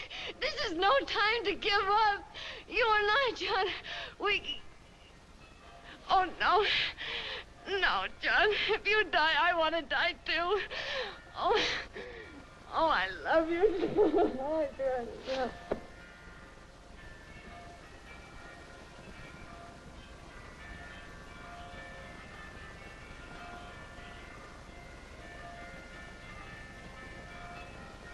Mr. Doe, you don't have to... We're with you, Mr. Doe. We just lost our heads and acted like a mob. What Bert's trying to say is that we need you, Mr. Doe. There were a lot of us that didn't believe what that man said. We were going to start up our John Doe Club again, whether we saw you or not. Weren't we, Bert? And there were a lot of others that were going to do the same thing. Well, Mr. Sourpuss even got a letter from his cousin in Toledo. I got it right here, Mr. Doe. Only it'd be a lot easier with you. Please.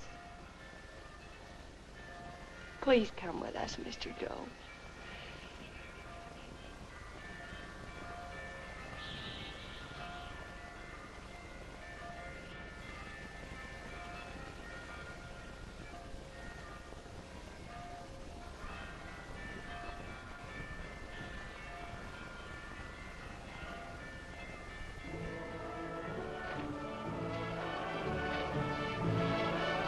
Long John.